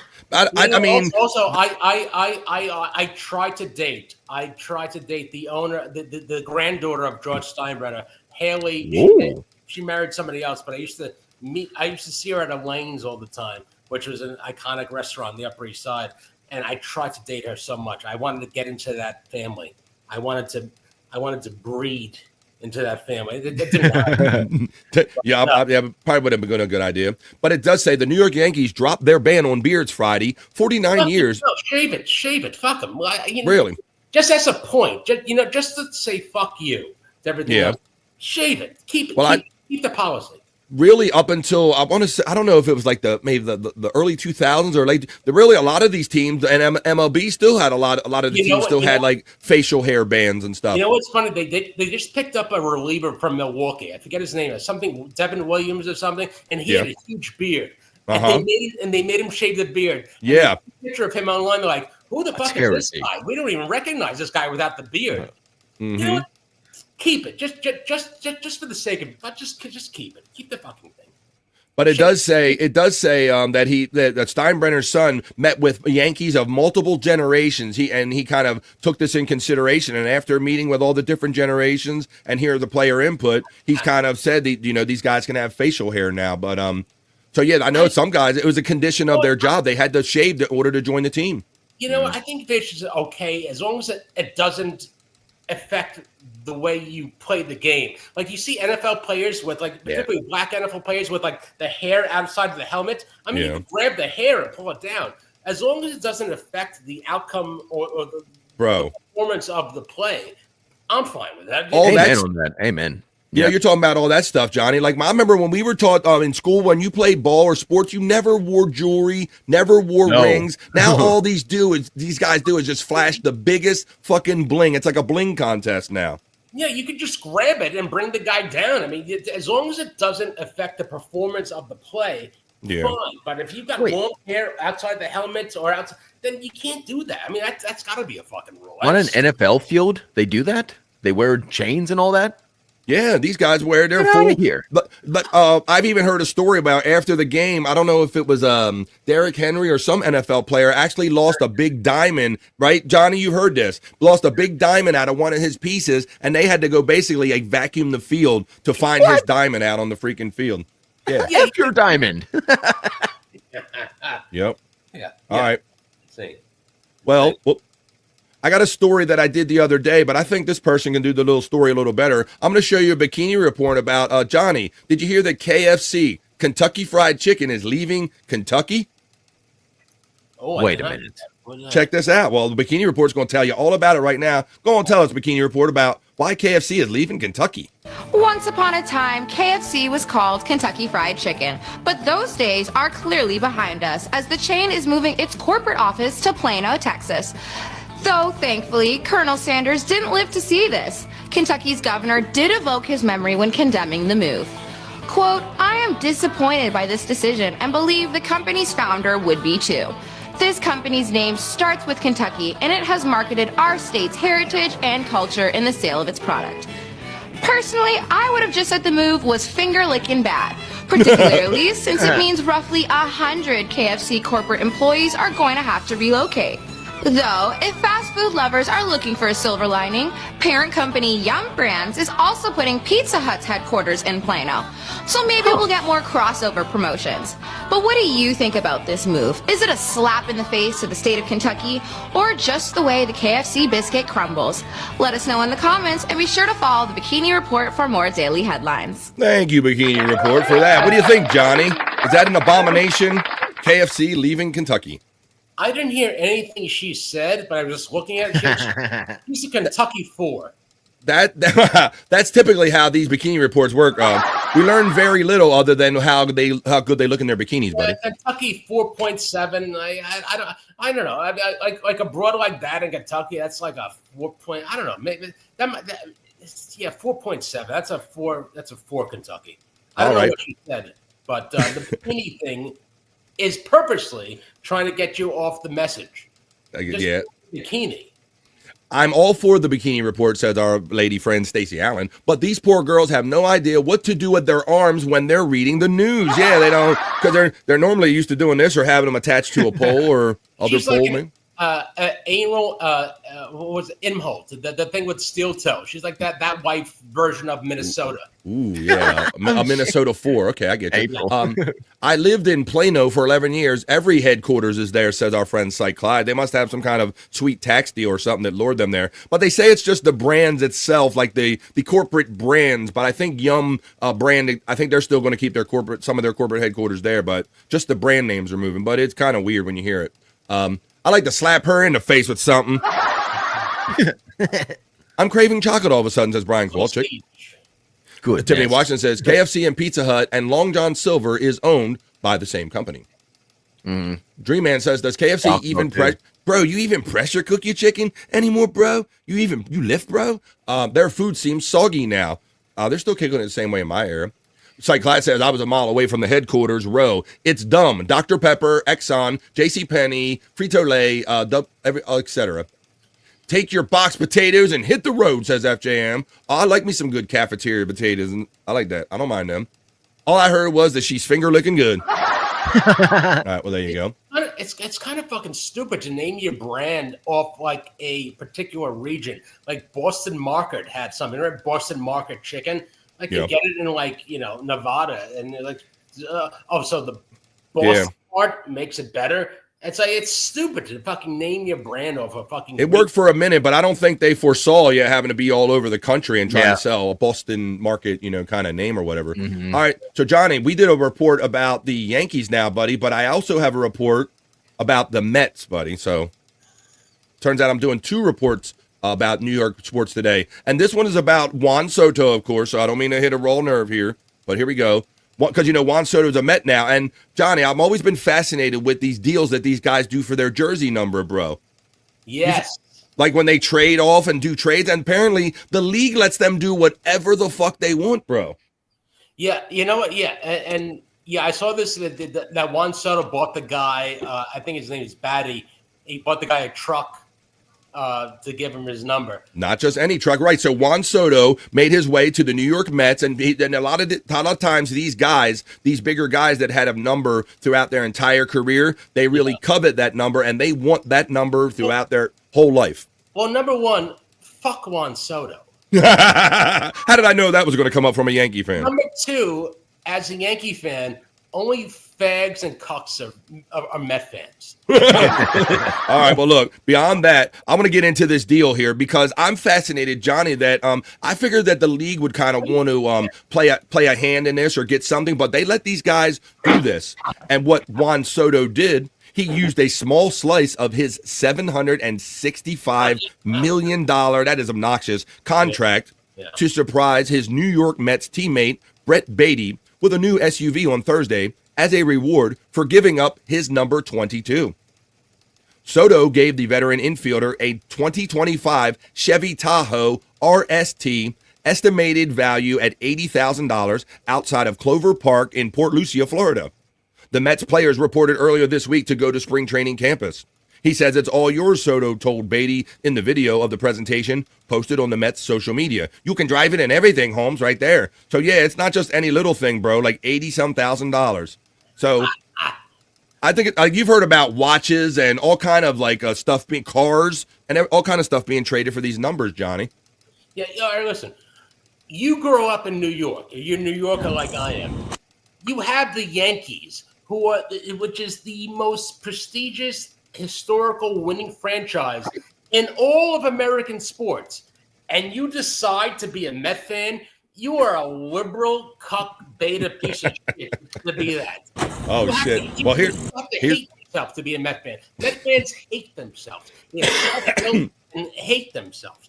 You have the Yankees. They are the greatest franchise in the history of American sports. I love all this Yankee torture, and I like when there's a household I hear about where there are people that are mixed, Johnny, that I hear that there are people that like the Mets and the Giants or the Yankees and you know what it goes? It goes the Jets. Met fan, you're a Jet fan. Jets is another piece of shit franchise. It does seem Mets and Jets do go together, from what I can Mets tell. and Jets are fucking losers. If you're a Met fan, you're a Jet fan. All right, we get it. Calm your New York down, buddy. I'm gonna show you this real quick. Oh, no, you didn't. No, you didn't. My guy. Hey, man. Oh, how cool. Oh, I told you I got him. He's in uniform, too. Brother says no. Yeah. You ready to check it out? I mean, I think it's a cool gesture. I'm always so shocked at the level of cash and the value of it, and I can't believe that the league just kind of allows them to trade it these exorbitant kind of things for basically something that they could kind of claim as their property too. You know?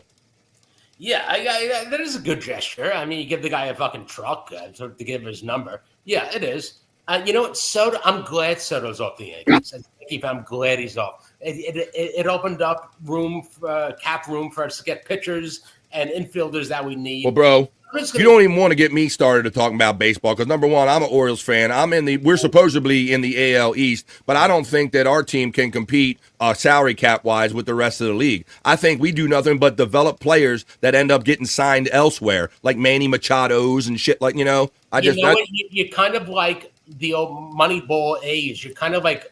I can't stand it. Kind of like minor league teams for the upper for the Yankees. Yep, you're right. You're right. I can't stand it, bro. There are the haves and the have-nots in Major League Baseball. There's nothing equal. They need a salary cap because right now we are a developmental team for the rest of the league. I'm sorry, and I'm a fan. I've been an Oriole fan all of my life. Probably went to my first game when I was 8-9 years old. And you know what? The Orioles are a proud and old franchise. I respect the Orioles very much as a Yankee fan. I respect them. But hell yeah, because we were always in it at the end of the year. It was either us or the fucking Yankees every year for the pennant. Every year. I mean, you had Ripken, and listen, that is a proud franchise. It really is. But I mean, and that's what pisses me off when I see them. No one's beating the fucking Dodgers now. The Dodgers have fucking just out. Dodgers have out-Yankeed the Yankees. The Dodgers are another level beyond the Yankees even now. The Dodgers Exactly. Hey, Stacey, calm down. We're talking about a little bit of everything, okay? Nothing gets women more worked up than baseball talk. Okay. Getting your juices flowing over there. Let's see. All right, we'll got something for you later. I'm a Pirates fan. God damn, get out of here. So I don't want to hear any of this LOL. Pirates haven't done anything in 30-plus years. Let's see. Hush, Stacey, says Brian Kowalczyk.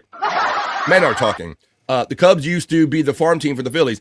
Being down in Florida, Johnny, have you ever had an opportunity to make your way over to some of the spring training camps? No, and I wouldn't anyway. I don't want to go to spring training camp yet. I'm in Orlando. Nothing's in Orlando. Nothing is in Orlando. You got the Magic. I don't give a shit about basketball. Yeah. The fucking Magic, unless I'm betting on them. But no, there's nothing. There's nothing here. There's nothing here. I am in witness protection program. I'm a New Yorker. It's egg noodles and ketchup for me all the time. I am an alien in a foreign planet down here. I don't go out. I just smoke. I drink. I gamble. That's it. That's cool. I thought about making my way down there, but by the time with airfare and the hotel and everything, it was like a couple of thousand. I'm like, shit, I'll go to an island for this, and that's exactly what I did. So haven't made my way down yet. I want to plug it again. Get the Anthony Cumia book, the audiobook out now. Anthony came down. He flew down to Orlando literally 2 years ago, probably to this date. It was in February 2 years ago. He came down. He stayed 2 days at my house, and we wrote the book together. Or I transcribed it, and we did interviews and in recording, and I transcribed it. But that was 2 years ago. And it's insane for an audiobook to come out 2 years later. It should be within the publication, but he knows this Florida's fucking crazy too. I mean, we're all New Yorkers on the Upper East Side. It's insane even coming down here. It's fucking crazy, this place. It really is. All right, brother. Well, I do got another story. I don't know if you're a big soda drinker, Johnny Russo. You like soda and stuff? I'll have a Diet Coke once in a while. My broad drinks Diet Cokes all the time, so I'll take one of hers once in a while. Well, there's always these new trends in soda recently, and apparently there's this new trend with these probiotic sodas like Ollie Pop and Poppy. Oh. And of course, when Coca-Cola smells something new going on in the game, they go out there and buy it up, folks. So for more on these new kind of soda brands, I got another bikini report for you, and she's going to tell you about these Coca-Cola buying up these prebiotic sodas. Go ahead, Bikini Report. Tell us what's up. Hope you enjoyed your time on top, Ollie Pop and Pop. Oh, let me play it again. Here we go. Holy shit. There we go. Because Coca-Cola is getting into the prebiotic soda game. Later this month, consumers on the West Coast and in the Southeast will be able to try Simply Pop, a presumably tasty treat that will also support digestive health. Simply Pop drinks will contain 25 to 30% real fruit juice, vitamin C, zinc, and 6 grams of prebiotic fiber.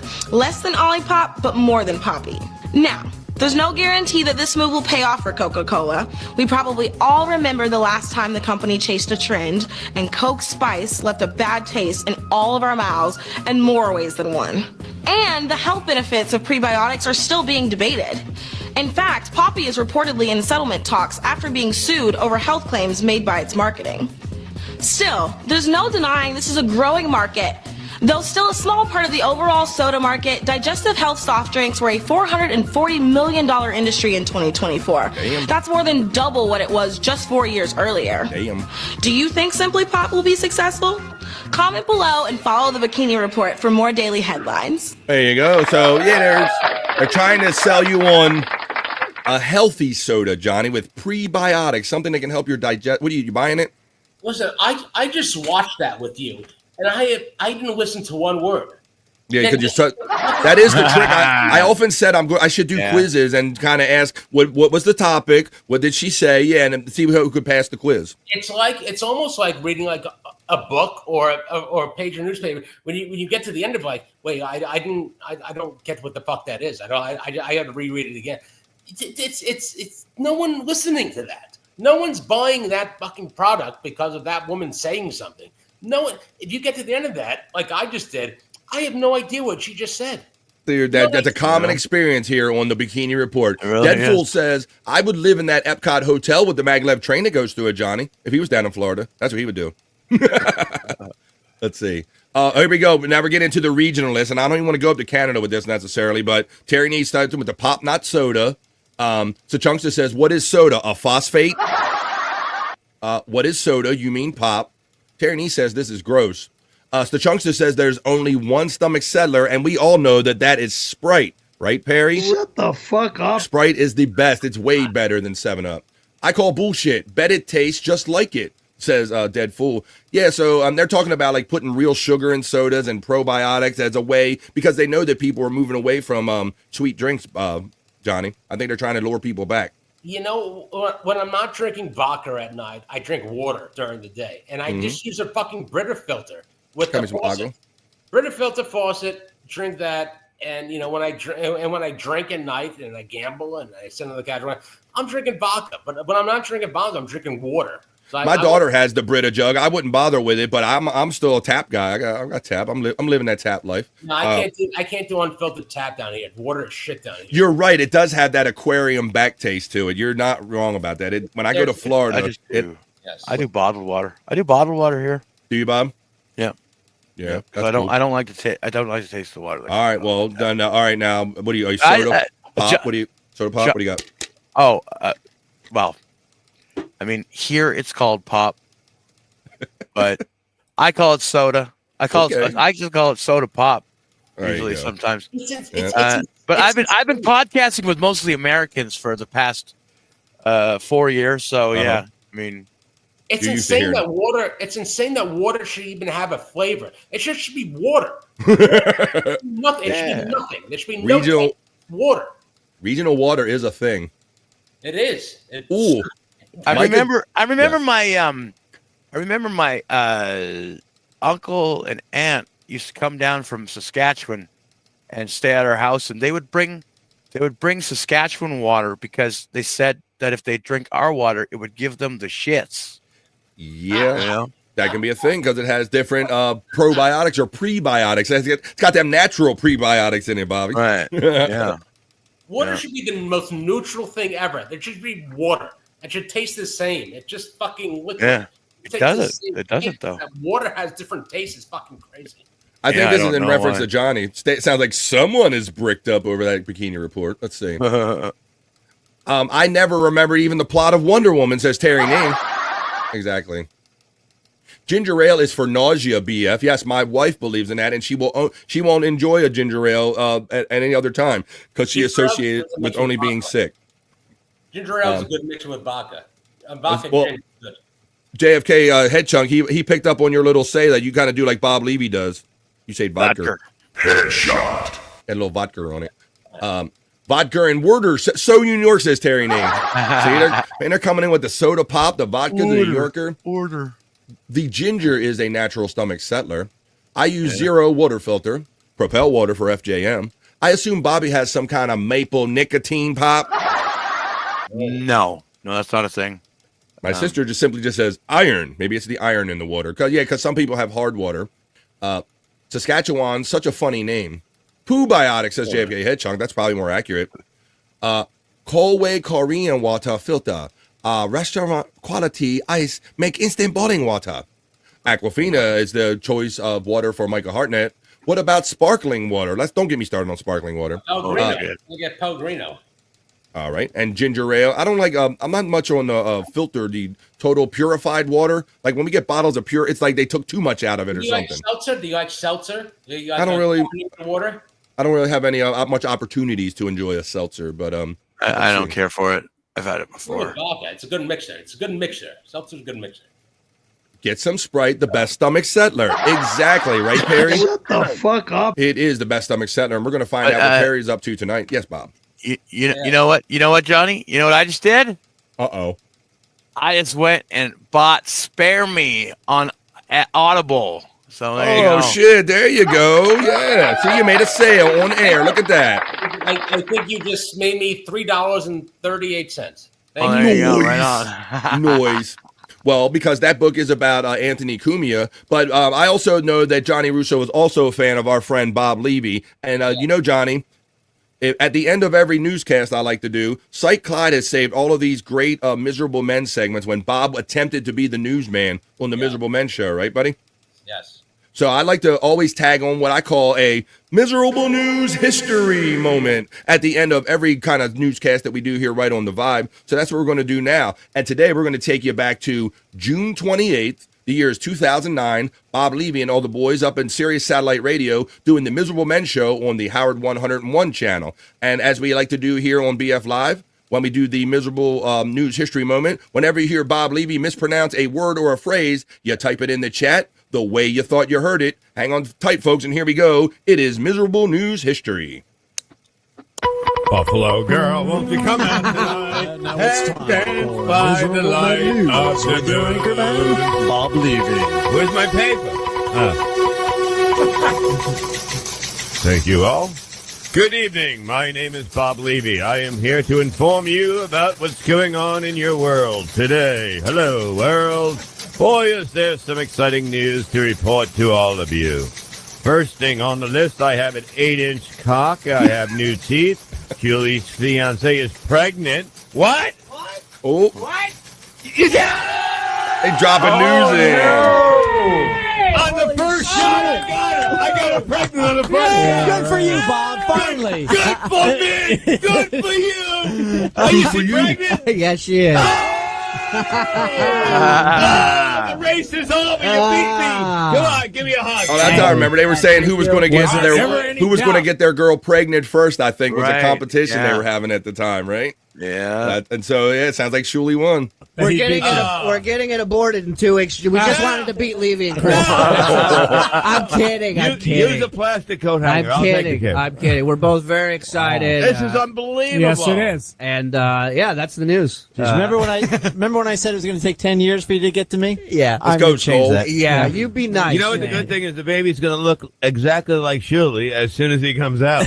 Yeah, no hair. We found out the other night. Holy Good shit! work. And I called my mom. My mom was ecstatic. We can go to the wedding and the baby shower at the same time. We should see if I can get my mom on the phone. Hey, can we do it on a Thursday? What? Have the kid? Well, I'm busy on the weekend.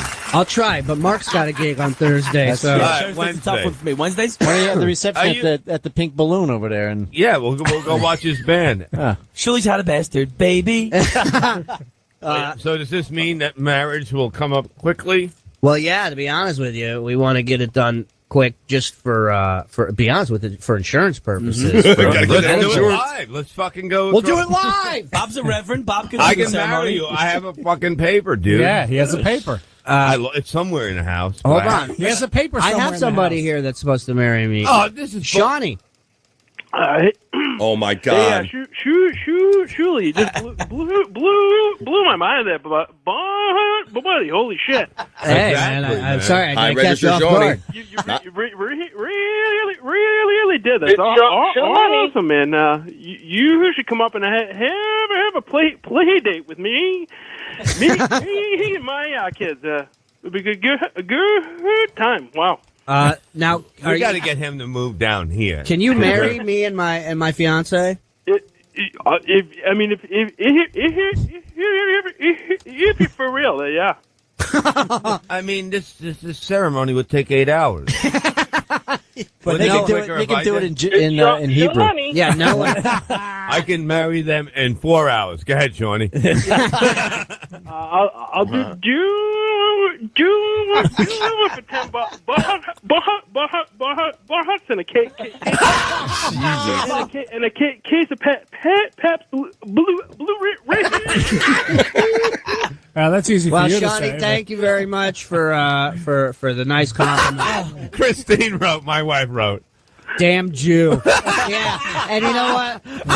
That damn Jew. One shot, Levy. One shot. Well, so let me ask you a question. Closer, right here. Since your fiance is not Jewish, Yeah. correct? So what religion are you going to raise the child? It's after the mother or whatever you want. It's you whatever know? we're gonna Whatever do. you're happy We're not with. getting pressure from my folks. We're not. Listen.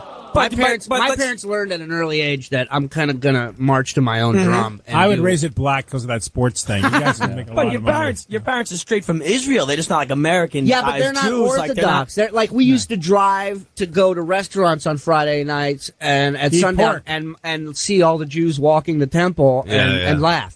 You know, that's the type of Jews we Well, were. I know in my family, a bunch of lapsed Catholics, and everyone is full of shit. Like, no one's going to church on Sunday. Yeah. But if my son wasn't Catholic, you know what I mean? Everyone been running around wringing their hands. You're not going to get any of that. I don't think her family's not super religious. My family's not super religious. Everybody's just happy. Everybody's just happy that Let them have a baby. Yeah, exactly. A family together, right? Yeah. No, it's awesome. All right, there you go. That was a different kind of one there today, folks, because it wasn't as much Bob Levy reading the news, but it was some interesting news. I do remember that competition, Bobby Nick. Go twice as high. They were going to see who could get impregnate their girl first, but Johnny. Rainbow. That was funny. I can go All right. anywhere. And with that, we wrap that up. Friends to know. Dream Man's checking in. All right, so what we're going to do, Johnny, and you're welcome to stay around after this, but I'm going to do the BF Live piss break, brother, because we're like an hour and 45 into the show. I'll be on the entire show. I'm going to have a piss break. I'm going to have a cigarette break. I'll come right back on with you. Well, you do what you like to do, my friend. Let me run this little bumper here, and then I'll tell the people what we're going to do. But that, folks, that was the BF Live, the Vibe, other news, the not-so-serious news. Always, at the end, tacked on our miserable news history moment. Let me run this, and I'll tell you how the show's going to go after this.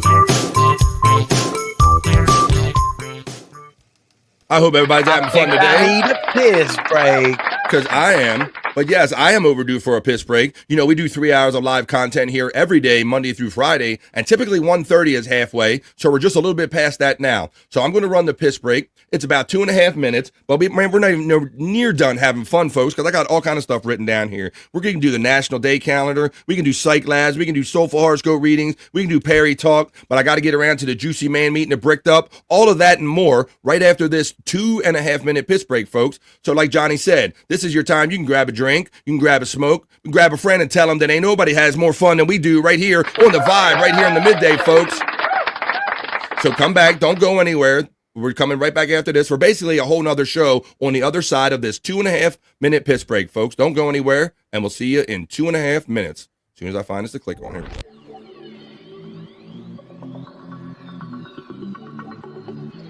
I think I need a piss break. I'll do the pee-pee dance. I'll do the pee-pee dance. I'll do the pee-pee dance, pee-pee dance. Yeah. Think I need a piss break. I think I need a piss break. Yeah. Oh, yeah. I think I need a piss break.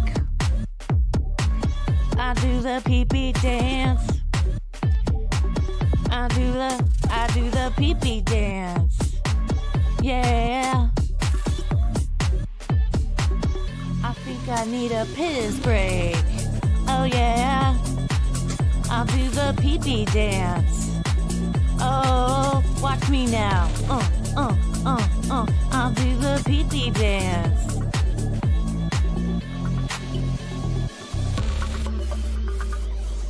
Come on, give it to me, that pee-pee break.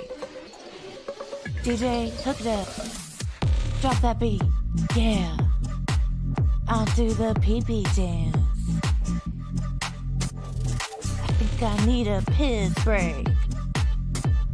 I think I need a piss break. Yeah. Watch me now.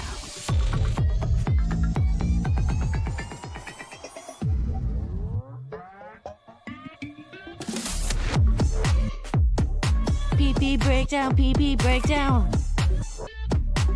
Break it down, pee-pee, yeah.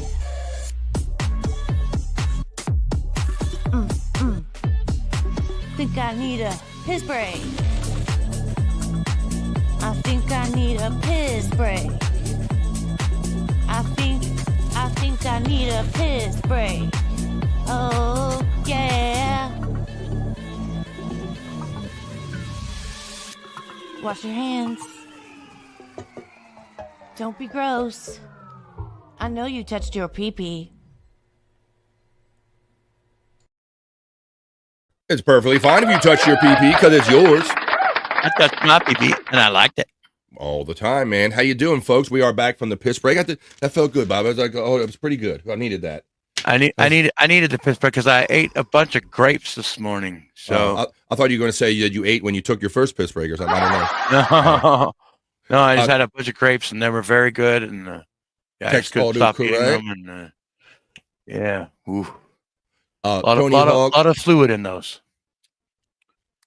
I'm ready to bring it back, Johnny. I see you backstage whenever you're ready to come back. Tony Hawk is in the snow looking for Perry. I saw that on Twitter X. Maybe we have to get into that right away. You coming on, John? You ready? Ready to come in, bud? Here we go. He's back from the piss break. What's up, Johnny? All right, get in, get your smoke in and all that, bud. There you go. I didn't smoke. No, I just did a piss break and refilled my drink. And that was all right. Very good. Well, whatever you got to do to be comfortable, that's awesome, man. A big bear in Big Bear Dream, man. Hey, Johnny, I see you. I encounter you a couple times in the Perry Caravella chat, buddy. Yeah, I like doing the reverse thing where I make him read. They love that. I've heard Tom talk about that and Bob. Yeah.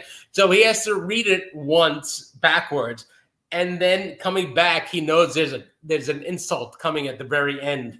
So yeah, I like very clever. I think I'm going to keep that up. I gotta try.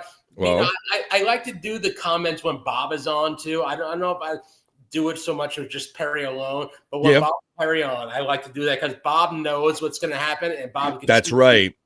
Bob is in tune with the chat, and he knows how to pull that in and put it on Perry and make it something where sometimes the chat's too busy. Bob is very good at that. You're absolutely right, Johnny. So that's a good way to do it. And I have heard Tom and Bob both say that they really enjoy the way you do that. You bring it backwards. They like when you make Perry read that shit. Yeah, I try to make it interactive where he could he has to read it twice now. He's got to go back and forth with that. So and the insult is coming at the end of the first thing. So he knows he knows yes. it's happening. And Bob knows it too. And Bob Yes. And Perry will sometimes stop and Bob like, no, finish it. You got to read the rest of this.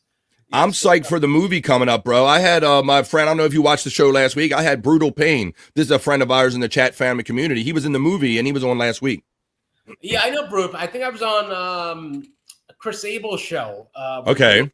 I don't think he's a fan of mine for some reason. I don't think. I don't know. Maybe you guys, maybe you were talking over each other that night or something. There might have been alcohol and talking involved. Probably going to. I don't know. Okay. I like Brutal Pain. I have no problem with Brutal Pain. Well, he's going to be in the movie, and he was on, man. And I'm really looking forward to that Perry Caravello movie coming out, man. I really am. So, and I know that there's. Was there supposed to be something in Texas where they were supposed to be? I heard that mentioned quickly too. It was going to be like a kind of like a film festival type of Or thing. a premiere or something. Yeah. Yeah, somewhere in Texas that was going to be, and a lot of people were going to go down for that. I would do that, if they would do like a South by Southwest something, but I think they're just going to pick like a theater and premiere the movie. I think that would be like a kind of great as far as Perry fans, kind of like the Stut Joe, the Dabbleverse type. Yeah, it would. It would be like if they could attract, I think we're a central location where you could attract like all the Perry heads, like kind of went down in Pottstown, because they had a good showing there. So I would look forward to that if I could make that. Widow Killer says, I believe it's Austin. We got great people in here. We got great chat family in here, buddy. And we're talking about Perry having fun doing it. So why don't we do it? People like when I do it in the middle of the day, and we'll get a little excited about the show coming up tonight. Let's get into a little Perry talk.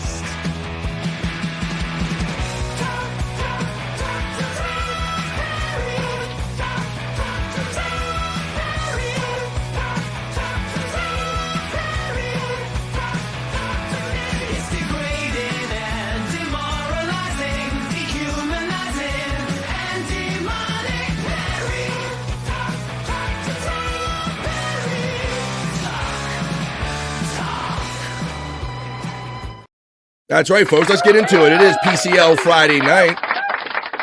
He will be on at 5 Pacific, 8 o'clock East. I like to go to the Perry Caravello Live X and go on Twitter and X and go see what's kind of being put out there clip-wise. And then sometimes I'll pull in a couple clips myself. So let's get down with this a little bit. I'm looking forward tonight. So, what did you happen to see him when he was on Bob's channel and he left last Saturday? Did you happen to see all that, the leather jacket and all that shit? Yeah. Oh my God, yes. And then they had the Freeze's card and all that stuff. Well, they're taking you back here on the Twitter X here. This is the whole story about when he was a pizza delivery driver. You know this legend, Johnny? I know everything Perry Caravello. I'm as up to date as this as you are. I'm full on PCL. I'm all right. All in. Well, let's check this out. He's going to recite the story again for those that don't know it, or if you want to hear it again. The funny part of when he was a pizza delivery driver and he had to go to the bathroom and something happened. Those things happen when you're a delivery person. Sometimes you have to use the toilet when you're on the road. No Girls Pizza. I was there for not even 90 days. I delivered a pizza. And you drop off the pizza and you start to leave and you're breaking wind. Okay, and then all of a sudden, it's butt clenching time. You walk back to the door. And I was like really desperate to use the toilet to take a dump. And they're all sitting at the dining room table. Where is their bathroom? Right across from the dining room table. And the smell of my shit becomes atrocious. They didn't appreciate it, and they contacted Dough Girl Pizza, and Dough Girl fired me right then and there because I took a shit in their home. And I got canned for it. So, I got canned for having to use the can. I mean, what can you say? One of the many legendary stories of Perry Caravello. Holy shit. Let me ask you both this question. Uh-huh. How could you describe Perry and PCL to somebody that knows nothing about this? I tried doing it with my father. Mm-hmm. And 30 seconds into it, I was like, well, I'm getting nowhere. There's no way he's going to know this. It's like trying to teach someone Mandarin Chinese. You're not going to fucking... So, how do you describe it? So my wife is not even in tune with any of this podcasting stuff, but things do leak out, right? And so she hears me say Bob, and she hears me say Perry and stuff. And sometimes, Johnny, maybe to my own detriment, I attempt to explain these at a level further, right? And I go, well, Perry's this guy that, because she'll hear him yelling. I'm like, well, we kind of do that on purpose. We may, and she's like, why you make a scream on purpose? Like we super chat him, and they send him food. I'm kind of feeding it to her piecemeal, buddy, like a little bit like that. But I get to look every time I try to explain something. It's insane. It's like it's trying to tell somebody a different language. You have to start from the beginning. I said there was a movie called Windy City Heat, and it was a joke on them. And then it takes a half hour. It takes a half hour to even get to the setup to explain what Perry is and what this PCL universe is. It's insane. I tried to do it like that. 30 seconds and I fuck it. Don't watch it. And then it makes you question your own sanity when you go, why? Well, how did I get to know about it, and why do I like it? Yes. Yeah. An irate, closeted gay actor who will do anything for an ounce of fame. Is that right, Perry? What is that? I think I'm right, Perry. Shut the fuck up. He's kind of right, Dream Man is. The Truman Show, but Truman is an idiot who blew a guy in 1992. Shut the fuck up. Oh, shit. It's like a car crash dipped in caffeine. You can't get enough of it. All right, well, the other night, they didn't do a live show. They didn't do Weather Matters. They didn't do anything on a Wednesday, but they did have a premiere. And Tom suggested that Perry do something with his credenza, as is traditional on Perry Caravella Live. So let's see what Tom was asking Perry to do with his credenza on the premiere of this was the Filet-O-Fish Shake stream that they had the premiere of last Wednesday. People are upset at the fact that you will go snowboarding, and a lot of people love your credenza. Why don't you try snowboarding on the credenza? Why don't we? Go fuck yourself! Kiss my fucking ass, you son of a bitch! I'm sure we can crowdsource. You're gonna get me to put my fucking snowboard on that goddamn dresser! No. You fucking asshole! Not the snowboard. Fuck you! No. Barry, did you actually think I meant that? No, I didn't mean I'm that. not putting that goddamn snowboard on top of my dresser! Fuck you! I would never do that. Just the credenza. We don't need the snowboard. Just ride on the credenza straight down a slope.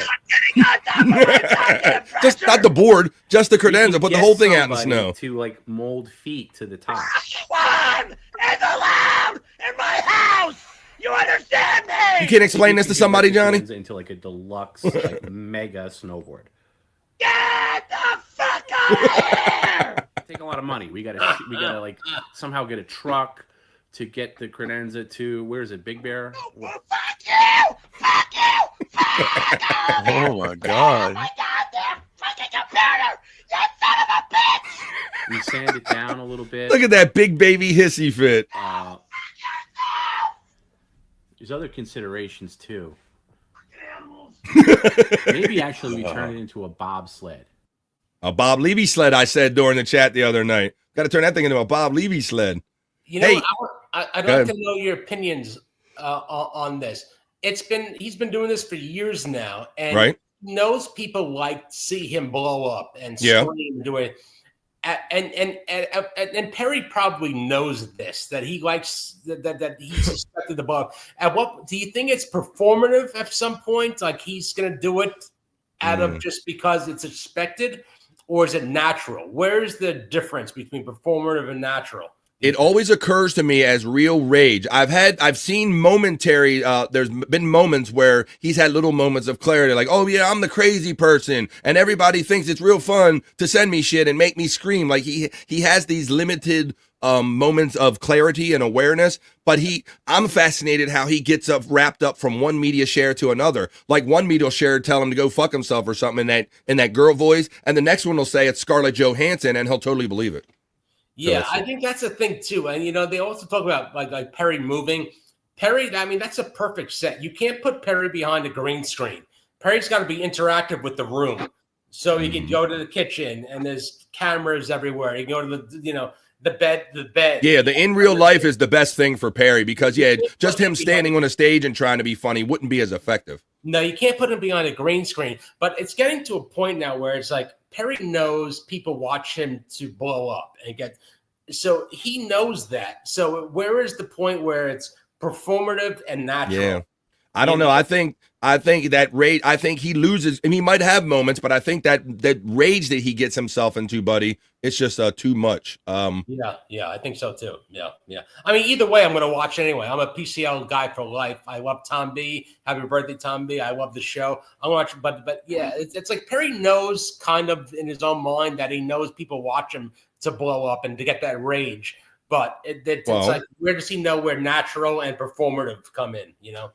I say it's good timing that you mentioned it was birthday, because yesterday was Tom B's birthday. We acknowledge that, but happy birthday, Tom B. And here they acknowledged it on Twitter X with some moments of theirs. Happy birthday to the man who makes it all happen, the boy Tom B. And you know, Johnny, you've asked me before, I think. You said, could I do that job of being Tom B? And I said no, because that's a 24/7 job, bro. Like, you live that life.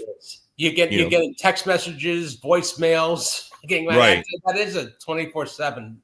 Yeah. Yeah, that's just not turn the camera on and turn it off and you're done with him. No, Tom B's doing the Lord's work here. And you know, Tom, I'd love to see a show with Tom B and Bob Levy. They were talking about that. I hear of that immediately. I'd love to watch that show. Just those two guys talking shop. I'd love to watch that. Yep, I agree. They did a poll here on Perry Carabella Live on Twitter X, and they said, will Perry wish Tom a happy birthday? Because, yeah, like Tom's had surgery recently, and Perry doesn't care to follow up or anything. So what do you think, without being told, do you think he's going to, like, say happy birthday at the beginning of the show, Johnny? We're going to have to find out.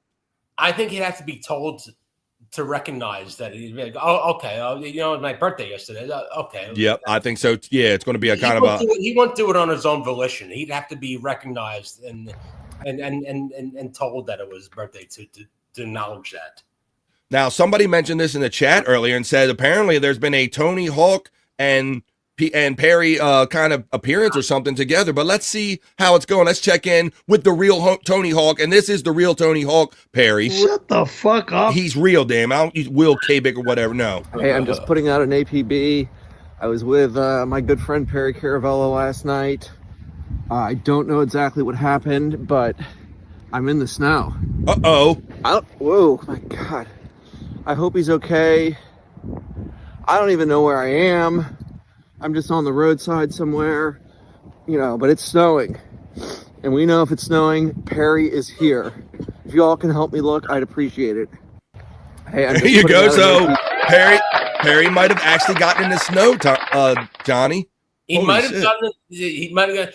You got to give all credit to this guy, Will. It's the way he just plays it and he goes along with everything. My God, he's the perfect player. And the way that it all rolled into the Juliet thing and him being over there to tap Juliet. And I love how Perry has to out either Jim and or Tony when it comes down to being with one of his girls. They're married. He gets all Mr. Moral all of a sudden. He has to throw out there that they're married and they have kids. Like he's trying to shame them. The storyline is flawless, and he just plays along with it. He literally takes the punches. Perry punching him and going crazy. He's just invaluable player of the show.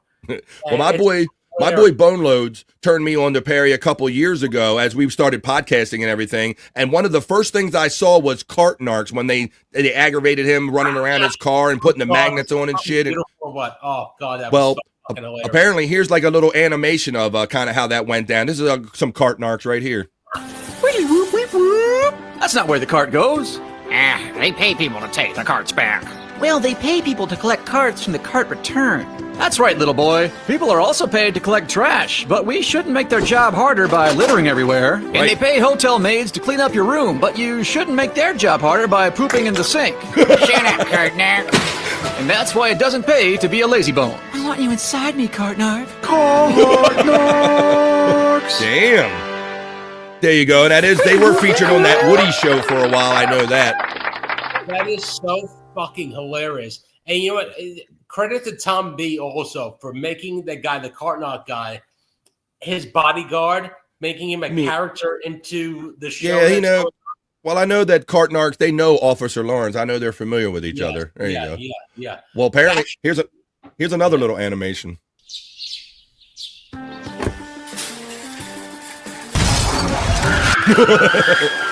Oh, because because he was careless with his cart. Return your cart, lazy bone.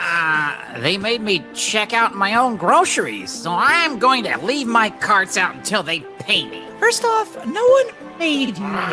By your dumb logic, they also made you grab your own food off the shelf and made you drive yourself to the store. You trifling ass bitch. I want you inside me, cart narc. Ooh. The fucking cart narcs. That's some great shit right there. But yeah, I love the Officer Lawrence angle. He totally trusts Officer Lawrence, where he really doesn't trust many people, Johnny.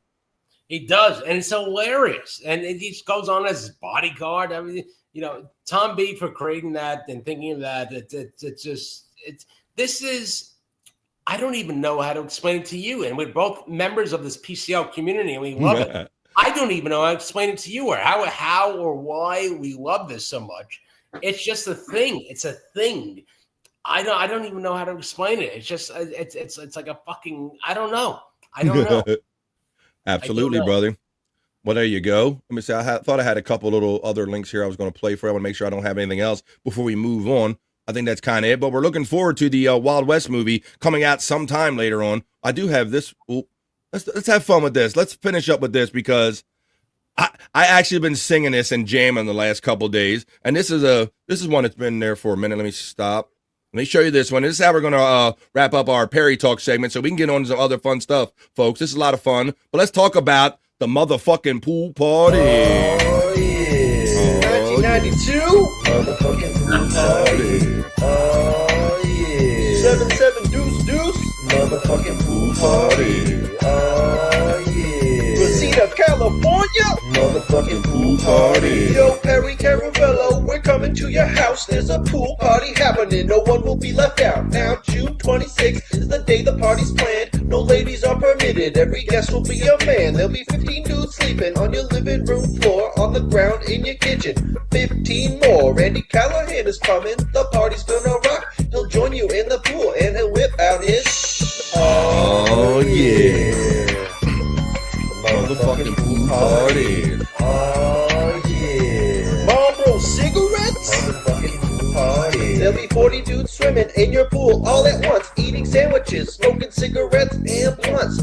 Everyone is littering and everyone is high. Perry will be doing cocaine all night. Once Perry gets high, Randy gets the second place. Little lover squirrel, Randy punches Perry in the face. Cops get called, Perry goes to the slammer. Credenza undefended, we destroy it with a hammer. Oh yeah.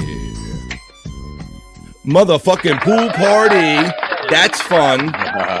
You can member up over there on PCL for $4.99. You can be shop vac level, or for $9.99, you can be credenza level. But either way, I'll see you in the chat tonight for Friday Night PCL at 5 Pacific, 8 o'clock East, folks. That was a little bit of Perry Talk.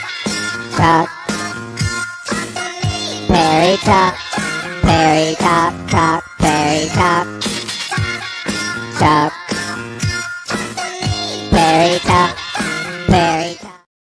Perry Talk. That was a lot of freaking fun, Johnny.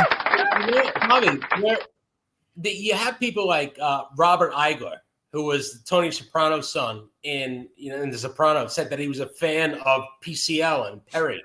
Really? You should be doing something to promote it. Like where the fuck are these celebrities that, or quasi celebrities that watch this show? They could be doing something for promoting it or something. Yeah, who is it? The Soprano kids are doing a podcast. I think those kids are Perry Carrot. They said they're PCL fans. Yeah, I think Jamie Lynn Singer is not a fan. Is she fan. Not? No, supposedly she's not a fan. And I've heard them talk. I've seen them talking about it in clips. I thought they were. Yeah, she's not. I think he is. But shit, I mean, there are a lot of people that like this stuff, and it's inexplainable. It's either you get it or you don't. There's no gray area in between. You're either in or you're out with this thing. But if you have a celebrity or somebody with a high platform or social media, you should be in your fan of it. You promote it or you talk about it. Igor did, but does Igor go to his house or do a super chat or do nothing? I mean, Igor should be doing more. I mean, anybody should be promoting this if you like it. If you're, well, because Sheldon could make a bigger name for himself just engaging in this if he wanted to. Yeah, that whole angle with the guitar and everything. Yeah, like every next thing is just, it's brilliant when you see it, how that whole worked out with the Amazon driver getting jumped and how they got the guitar out of his hands and all that shit. All right. Well, let's continue on with the show here. Oh, this little Terry and Eve, little fun. Hey, this is our boy Bobby and Scott there, Bobby Nick. Yeah.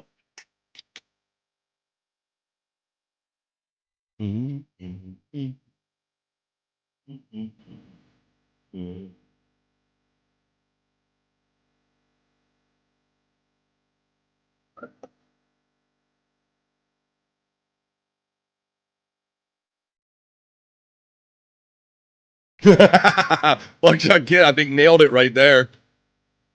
PCL is like porn and wrestling. You watch it, but you don't talk about it. That's a fair point. A very good comparable there, buddy.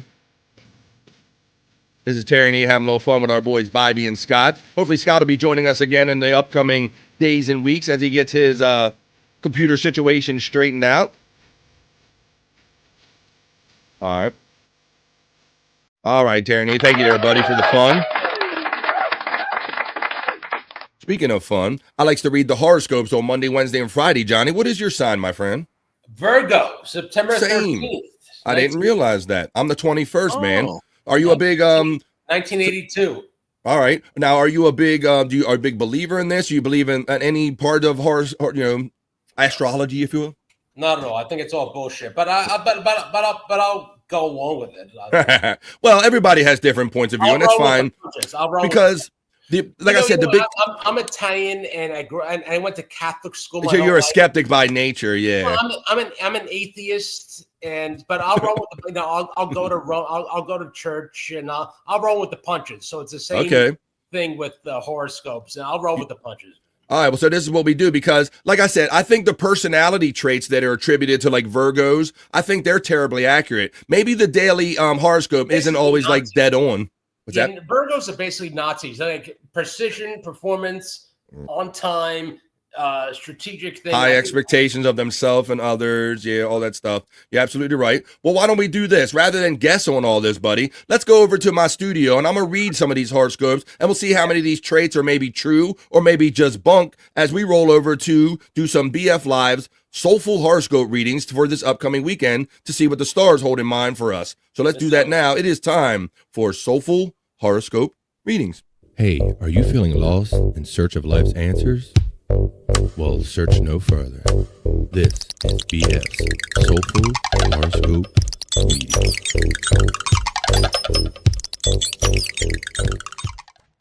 All right. I'm over here now. I'm going to have the porn/horoscope music playing. And since Johnny is our guest today, I'm a Virgo as well. I'm going to start off quite selfishly by doing Virgo for me and Johnny. So here we go, folks. Here's our weekend Soulful Horoscope Readings coming up on the Vibe. Today, Johnny. Wow, bro. Now, this might be a thing we can dispute right away. It says that today is supposed to be a 6 out of 10. What are you feeling about that? 6 out of 10. Yeah, all right, I'll go with that. All right. If it's not a horrible day, then it's above average. Then so you're 6 out of 10. Okay, all right. My whole thing is I like to wake up thinking that I feel like a 10 out of 10 until the day shows me otherwise. So, but I'm feeling okay about today. Let's read on. It says that things could get busy at home, Virgo. Family and domestic matters require some attention. Clean up a mess. Stay out of someone else's argument. And clarify and organize. Oh, shit. Stay out of someone else's argument. Interesting. I don't necessarily. My argument is not necessarily an argument. I want to promote Anthony Comia's audiobook and Delusion. But also, stay out of someone else. My broad is at a Disney hotel tonight, so I have the house to myself, which I fucking love. So I'm staying out of that argument. Oh, shit. Yeah. Well, there you go. That sounds good, man. So what, she likes to go off and hang out for a day or two at the park or something? Yeah, I mean, she's by herself at Disney, and I'm just home alone, and doing. How many Disney trips have you done since you've been down there, bro? You do those long grindy days at the park when you first got down there? At the park, as far as going to the Magic Kingdom or any of the parks? Yeah, once in a while, but not anymore. I mean, if you do it once or twice, what do you do it 3 times? And then you can do it anytime you want, so it becomes nothing after that, right? 2 times, it's like, what are we doing? You've done it. You've done it already. You're not anything new. It's done. It's talking over. It's like watching. Darren, he's in the club with you, buddy. He says, my wife is away for a week, and it's heaven. It's fucking great. And the group is out. Oh my God. It's a Picasso. It's a Picasso of life. All right. Well, it is something about being able to kind of pace yourself and think your own thoughts and all that stuff. That's a good thing. My wife is away on divorce. Well, there's always that, said our friend Don checking in. All right.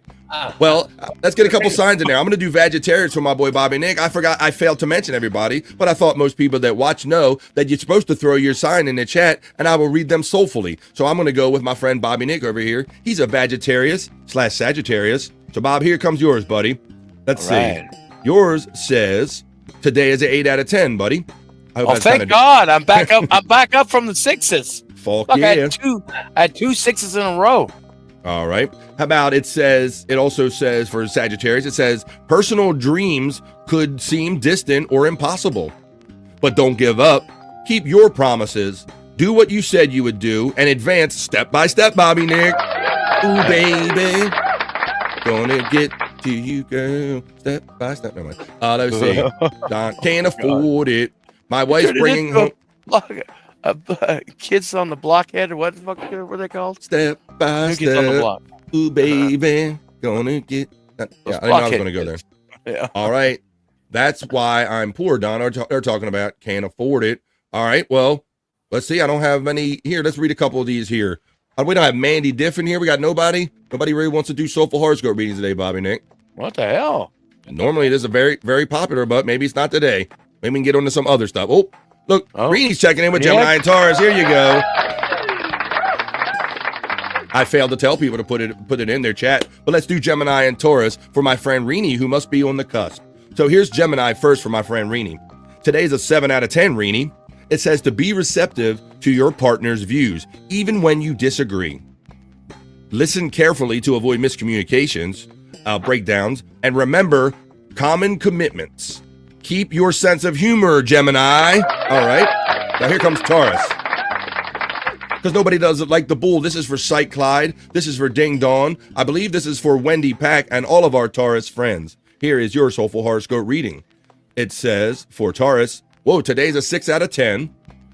Extra patience may be required. Avoid financial disagreements by keeping your agreements. Contribute to shared accounts without complaining, because arguments can get expensive. And the final thing says for Taurus is to chill. Just chill, and that's yours today. I'm calling these cold days bedroom camping, says Jared Lahane. Let's see. Double sixes says Reenie X. Did I read both of yours? Let's see, Gemini and Taurus, right? That was Gemini and Taurus. I think I read both of those. All right, Bobby Nick. Well, I think we're going to get into some other stuff. Let's see. What? Me complain, says Reenie X. All right. Well, Bobby Nick. There you go. I think we're going to move on, buddy, because I do got some plenty of other stuff to get to, and I don't see many hitting the chat today, but we will do this on Monday, Wednesdays, and Fridays, as we always do. That was just a little brief check-in today. Why don't we get on some other fun stuff that people actually want to do? That was the Soulful Horoscope Readings for this episode of The Vibe. Hey, are you feeling lost in search of life's answers? Well, search no further. This is BF's Soulful Horoscope Readings.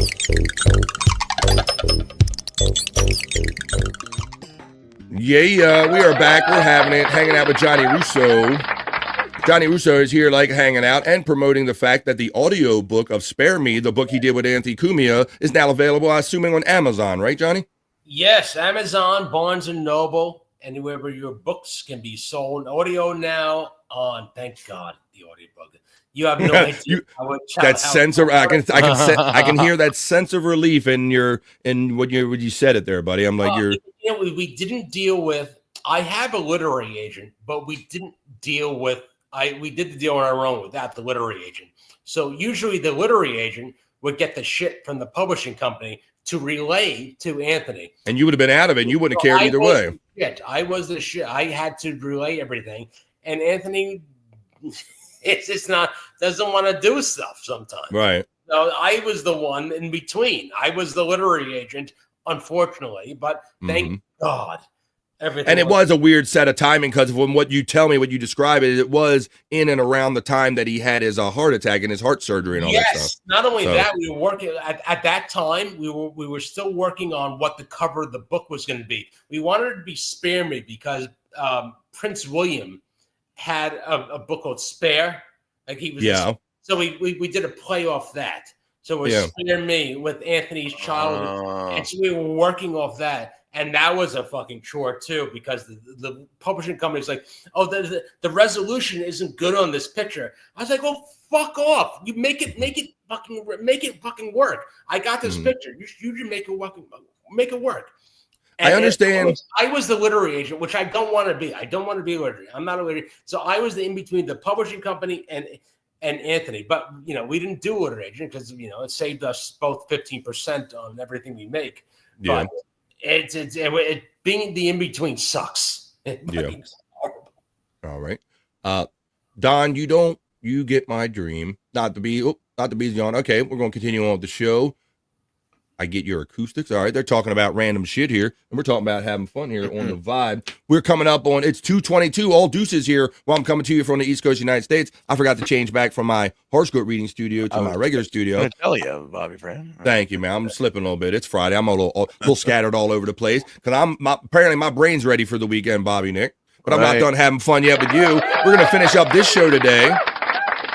Of course, we got at least 45 minutes to go if we don't go into over vibe, which we tend to do a lot here. And then after that, Bobby Nick's going to tell you where you can find him later on today, the rest of the weekend, and I will tell you that as well. We'll do some plugs, and Johnny will do a couple last-minute plugs and things like this. But Johnny, I'm super happy, bro, that I'm happy to have this show. I'm happy to have you as my guest, but I'm also very proud that about 30%, roughly, depending on when I check the stats, about 30% of my audience is all female, bro. I'm kind of proud of that number. I like that.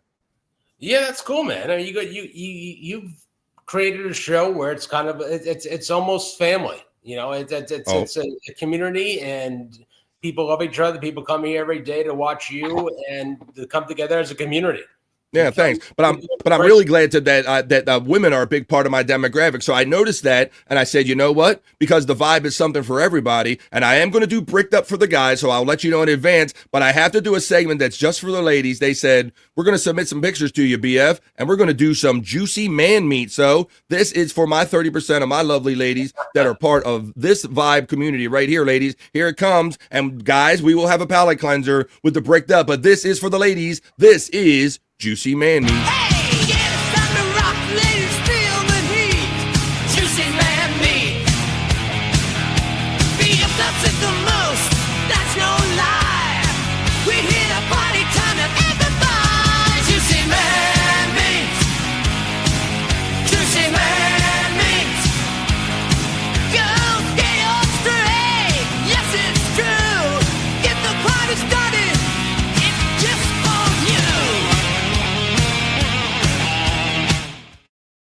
And here we go. Johnny, get ready for it to be very uncomfortable. Might get a little gay in here. Stacy forces all the guys to stay here and watch. She says, "You will stay and you will watch." Getting naked, says Don. That's a little TMI right there. The Reverend Wild Bill is. Why is the Reverend Wild Bill having fun with the Juicy Man Meat emojis that you can use if you're a member here? I haven't even showed the first piece there, but I'm happy to have great ladies be part of this community. And Stacey Allen made that great bumper, and they submit all of this content. I'm just reaffirming my heterosexuality because, Johnny, this segment isn't for me, and this isn't for you, buddy. This segment's just for the ladies. Here we go. Fine. This got to be Stacey Allen because it's guys with gray sweatpants. Yeah, I got my glasses on for this one. Nah, you don't. You don't really. No, I don't. You know. I think Stacy likes his herg.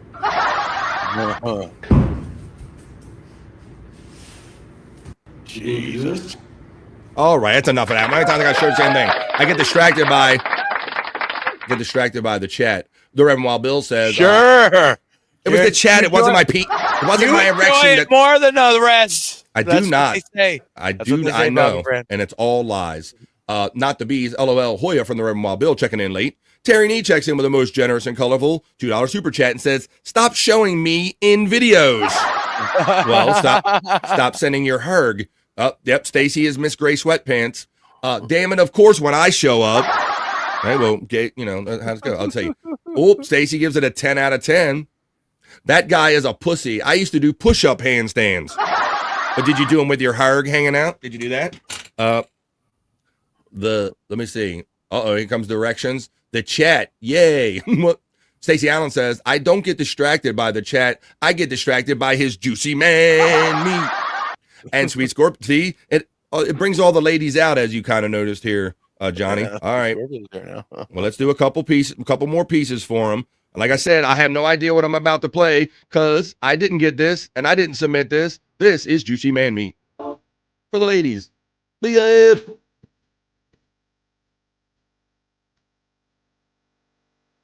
Yeah, you need to, Terry. BF. Oh, boy. Wouldn't look like a prayer. Looks like a herd.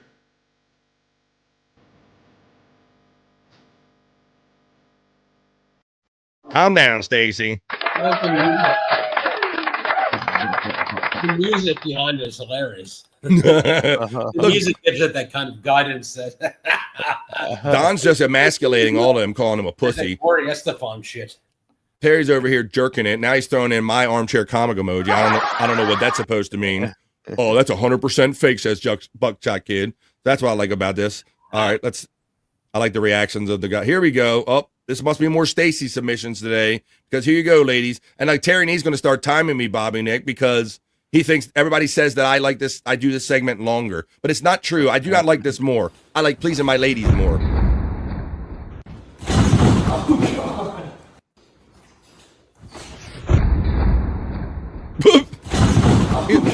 He's like that dude at the Olympics that caught his harg on the pole. Yeah, right. All right, we get it. We get how it works. All right, Terry Nee, how many did I play? How many minutes has it been? How many more should I show? Let me see. That's okay. All right. I got another one. How about 2 more for you, ladies? How about that? I got 2 more for you. This ain't for me, and this ain't for Johnny Russo or Bobby Nick. This is Juicy Man Meat just for the ladies. All right. Metallica. They're playing Shortest Straw. Who's got the shortest straw? All right. That's not Shortest Straw, is it? All right, that's enough of that. That's right, isn't it? That Seek and Destroy is what that was. Yeah, it's something none of us can ever do either. Like, none of us can ever do that. Don says that guy left a banana in his pocket. Is that a banana in your pocket? You're just happy to see me. Sweet Scorpio says Stacy is doing the Lord's work. Terry says, Bobby Nick, give Wendy that Canadian bacon of yours. Nope. She'll eventually get it. Brutal Pain says, searching, seeking to cow. Don says, Stacy, I expect some lady segments showcasing their daddy pillows, baby. Well, our friend Deadful has hooked us up, and among some other guys have hooked us up for our segment that will be coming up as a palate cleanser, guys. We're going to get bricked up after this. Oh, shit, Wendy is bricked up, says Stacy Allen. Whenever Bobby Nick is on, Wendy is always bricked up. You know that, Stacy. She don't need none of this. She likes dad bods. She likes Bobby Nick. But let's see what you ladies think about this. This is going to be one more, Terry. I want Terry to start keeping the time of me and keeping an account so I can do this right and tight. Here you go, ladies. Oh, it's the pool guy.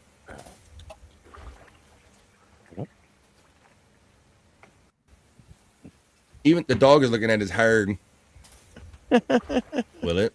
Yeah. Oh, the dog's going. What do you want from me? Oh. Yeah, the dog's like, hey, put your herd away. What do you want from me? Is that enough, ladies? Are you quite satisfied? They should be. Jesus. You think they're satisfied, Bob? I think you covered 30% of your audience now. From that sound, it sounds like they're satisfied, guys. Well, I guess they are. I hope you loved it, ladies. I appreciate all 30% of my ladies. 100%. 30% covered. I love you. There you go. There was your Juicy Man Meat.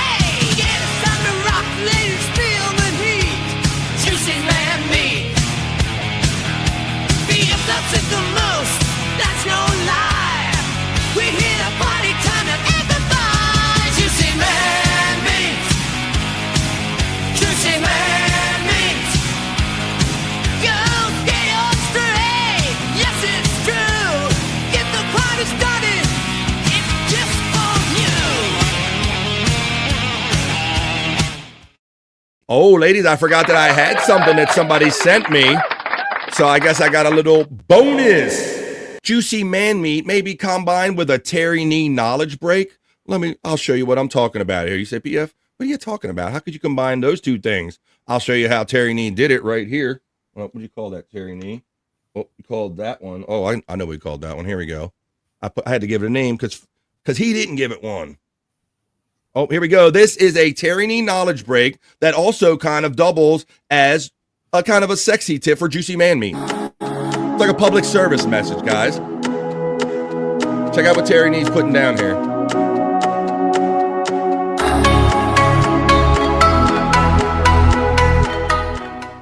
Your 2 fingers in like this, and then put your thumb on top like so. That will increase the pleasure. Oh. Oh.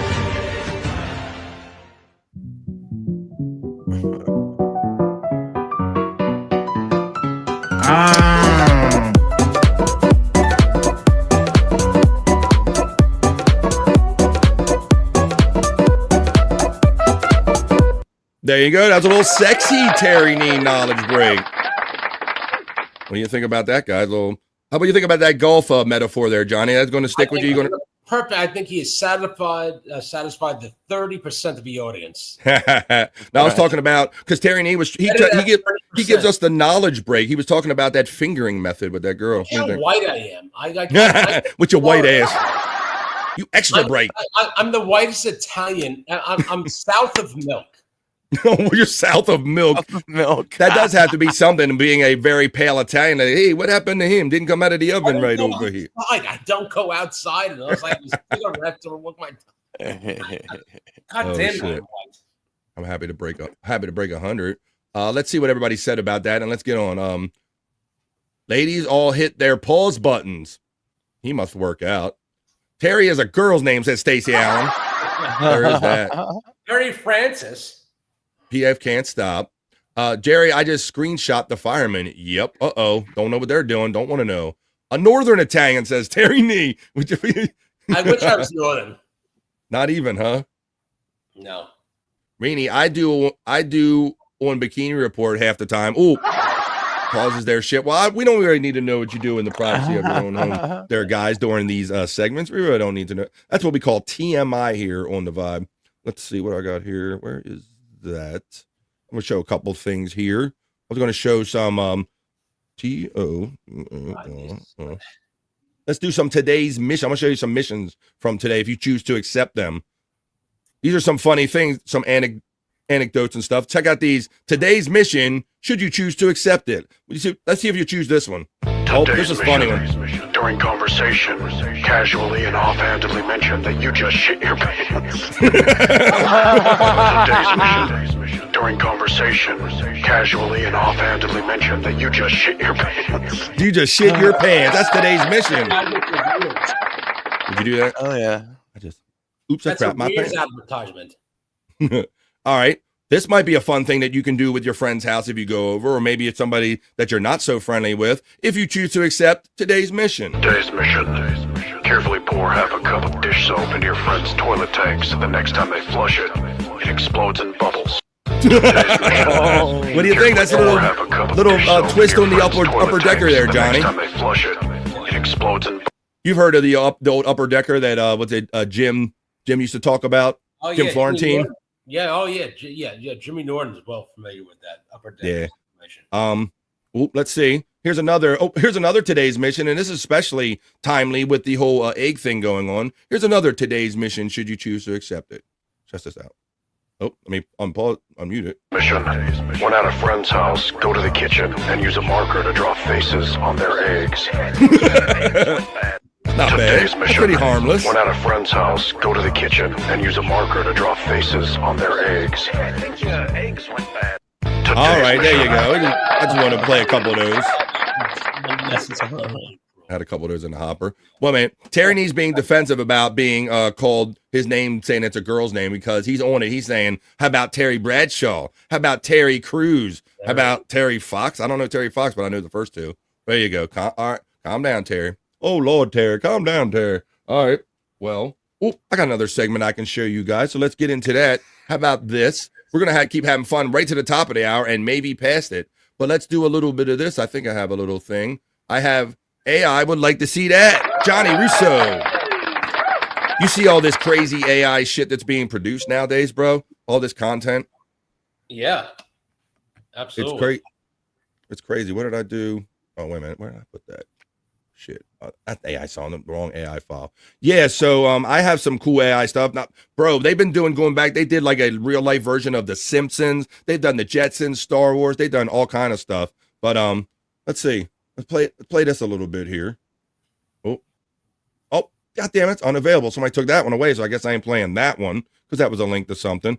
I'll just play this one real quick because I know that the guys will get into this, and this will lead us to kind of where we're going. This is called AI. I'd like to see that. What do you think it is, guys? AI, I'd like to see this. The workout. Oh. Let it roll, feel it rise and lose control. Turn it up, don't delay, pump it up and play all day. Bring the fire, turn it higher, take it higher, feel it higher, feel the rush, it's here to stay. Pump it up and light the way. BS. It's got Taylor Swift on the BS. Bring the fire, turn it higher, take it higher, feel the rush, it's here to stay. Pump it up and light the way. Baseline dropping, hearts ignite, grooves unstoppable, feels so right. Don't stop moving, make it wild, pump it up, unleash your style. I do anything for you, that AI? What do you think? You can see the phoniness in it, can't you guys? Yeah. Yeah, there's nothing for me. That does nothing. It's just I know there's something that's I just see women that I can never fuck. That would never yeah, fuck. even like, right, and they're computer generated woman we can never fuck. Exactly. Yeah. You know. So but it's weird. There's something missing, even though they have like the beauty and they have all the parts. It's just something about the way it doesn't flow together. I don't know. It's just Yeah, give me a minute.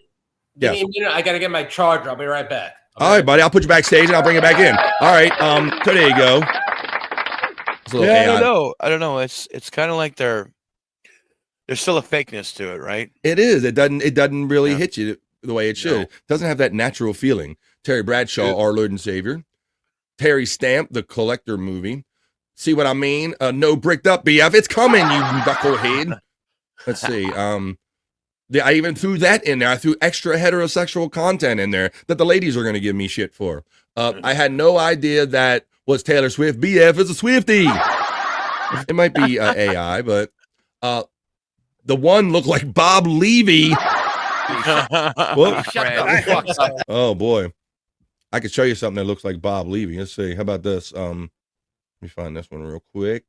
It's right here. It's right here. You want Bob Levy content? If you thought you saw Bob Levy, I got Bob Levy singing, damn it.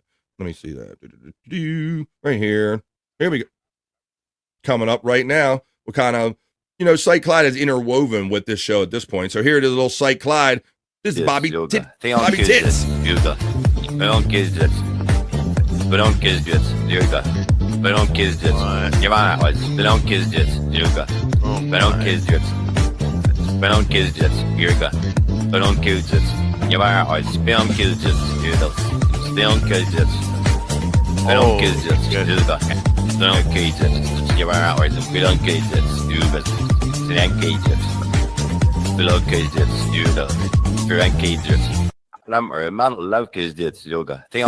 All right, there you go. You get it. All right, we got that one. Let's see. I know a lady with boobs that looks like Bob.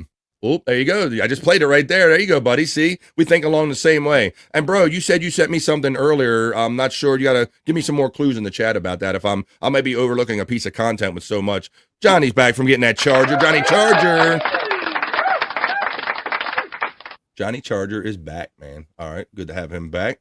Let's continue on what we were doing. Oh, I just was getting ready to say we kind of finished up that AI thing, and I was reassuring. Go ahead. Say that again. Oh, am I freezing up or did Johnny? Yeah, the audio's. What is it, Bobby? I have my issue. In and out, yeah, there's a little freezing out. But, no, it's not you. Okay. No, now it's good. But you see those videos, it's just like, all right, I'm disinterested immediately when I see hot women because it's just like, all right, this is a woman I can never that wouldn't even look at me. That can never happen. She would never fuck about it. I just loses attention immediately. There is such a thing as too hot and too gorgeous and too beautiful. I can't get involved with it. That unattainable hotness. You just know it's not for you, huh? It ain't gonna never happen. It's never gonna happen. Yeah, it's like watching like 1992 Pam Anderson. Like you're never gonna fuck that. It's like you can play with yourself to her though. Yeah, you could. All right. Well, let me tell you what this. Let me ask you what this one will do for you. Let me see. Mommy. Oh my!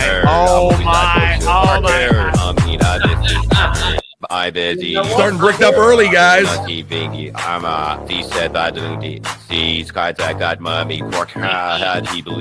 Them nipples stay still. All right, you get it. I'm more attracted to that. I'm more attracted to that because I think I could fuck it. Because it's attainable. Because you can get it. Because I think it's attainable. It's They would let you insert your penis into their vagina. Yes. Mm-hmm. Well, you get a tea job or something. That's more attainable. So it's more realistic. The uglier, the more realistic it is. You could actually fuck it. You're not wrong about that, Johnny. More attainable. But Bob ain't the only one that's got the nipple game down here, Johnny Russo. I got me some nipple game too. Thanks to my friend Shyt Clyde, my alleged friend Shyt Clyde. Check this out. It's a waste of time. Look at them nipples. It's a waste of doing burden of a she next standing by. This is what I get from Shyt Clyde.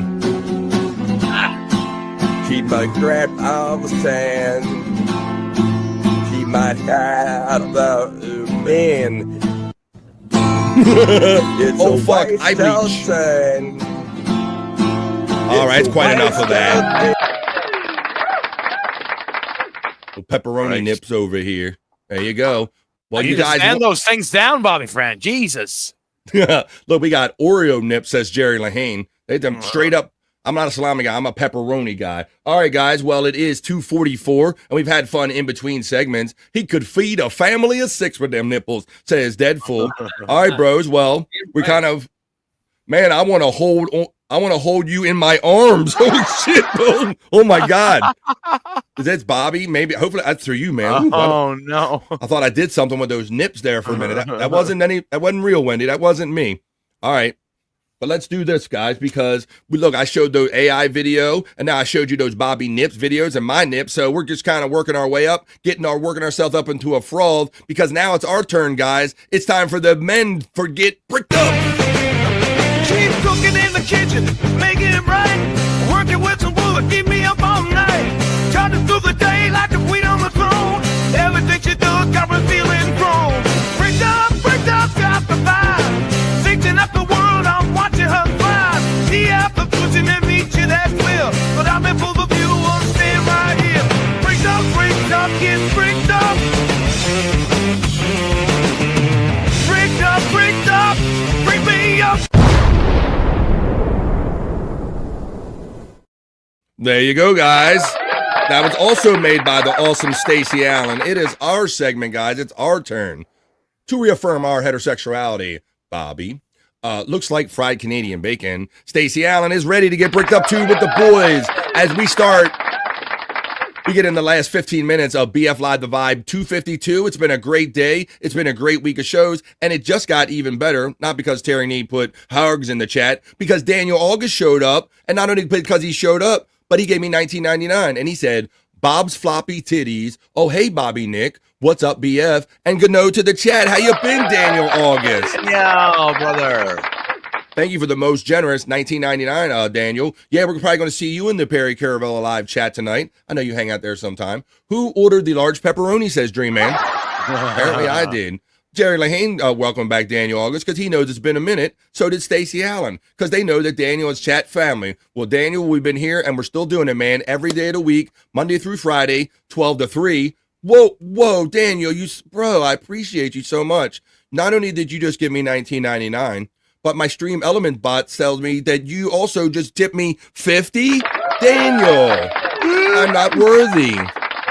I'm not worthy. Thanks, Daniel August. Man, I really appreciate that. You are helping me stay in business and keep the vibe alive. Daniel August, well, you are here just in time for our heterosexual segment. This is Bricked Up. This is for the guys. So let's get into it, and let's do it. Let me show you my first one. I got, and this is compliments of our boy Terry Nee. Let's get bricked up with Terry Nee, buddy. This is our segment, boys. We're getting bricked up as we start winding down this episode of The Vibe. Minds are fed, craving summits like a thread, pulling harder, no regret. Bricked up, high and strong, pulses racing all night long. Heat's intense, the world's gone wrong. Vibe electric. Site Clyde lets us know that Bob's doing members only right at 3 o'clock, so we'll try to wind up the show so we can make our way over there.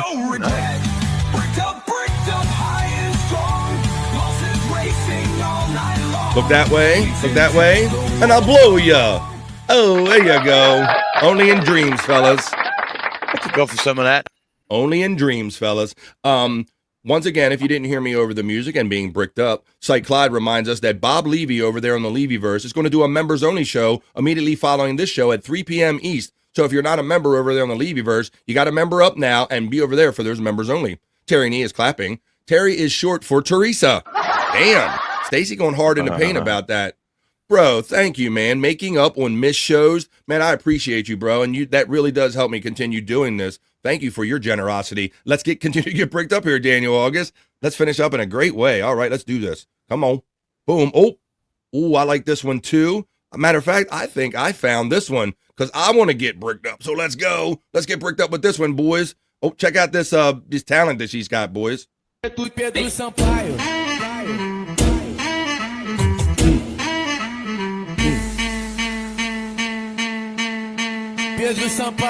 like the skills. Yeah.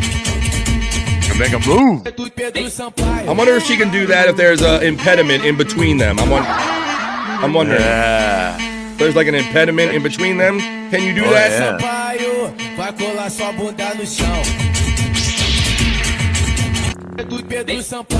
There you go. I like that. That is a talent right there, Johnny.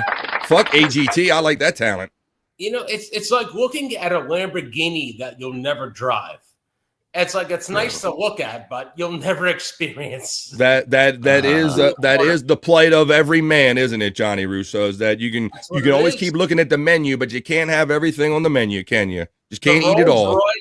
The Rolls Royce is driving by, and you just fucking look at it, and you know you'll never be behind the wheel of one. And that's what that is. Apparently, I wasn't as clever as I thought I was because Stacy figured me out, and she says, "Is impediment short for dick?" Apparently, my wasn't so veiled there, Stacy. You figured me out. That's right. The judges say you're right. In case you're under a rock, our mod friend Deadfool throws the link right in there for the Levyverse. But this is a members only show, so you got to be a member if you want to see what's going down in 10 minutes at 3 p.m. East. But I'm going to show a couple more here, Terry Nee. So let's see, buddy. I don't know if you're counting or timing, but I'd be curious. Oh, as the ratio 2. Not sure who quite gave me this one, but I know I'm going to share it with you. Here he goes. She's a man eater, folks. Let me know what you think.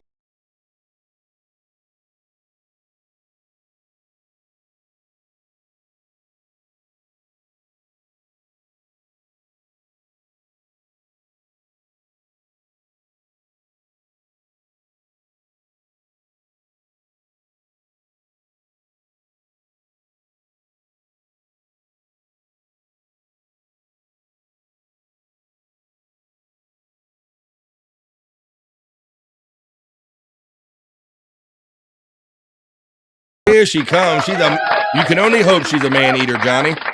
You know what? I don't know if this is one word or two words, but the first thing that comes to my mind when I see that is prenup. Got that crazy look in her face. Is that what you're saying? Oh yeah. She'd be like, I want to marry a rich guy, and if you're a rich guy, the first thing is prenup. Prenup is the two best words in the English language. If you're gonna marry somebody like that, and you're dude, Yeah, some people go for that crazy, Johnny. Some people like that challenge of the crazy, and other people sign a prenup. Let's see. Jesus H. Christ, says Don about that one. Holy hail, says Dream Man. Another Scott. My sister always points out the guys that come on these shows, Johnny, like yourself, and you have to really get intent. My sister, she calls out Scott for that. Like, so it's all good. Dream Man, Kathy, Stacy and Deadpool from Two Joints. What's up, Two Joints? Pre-nubbins, says Jerry Lahane. And Dream Man said, shouts out Two Joints at 666 and bones up.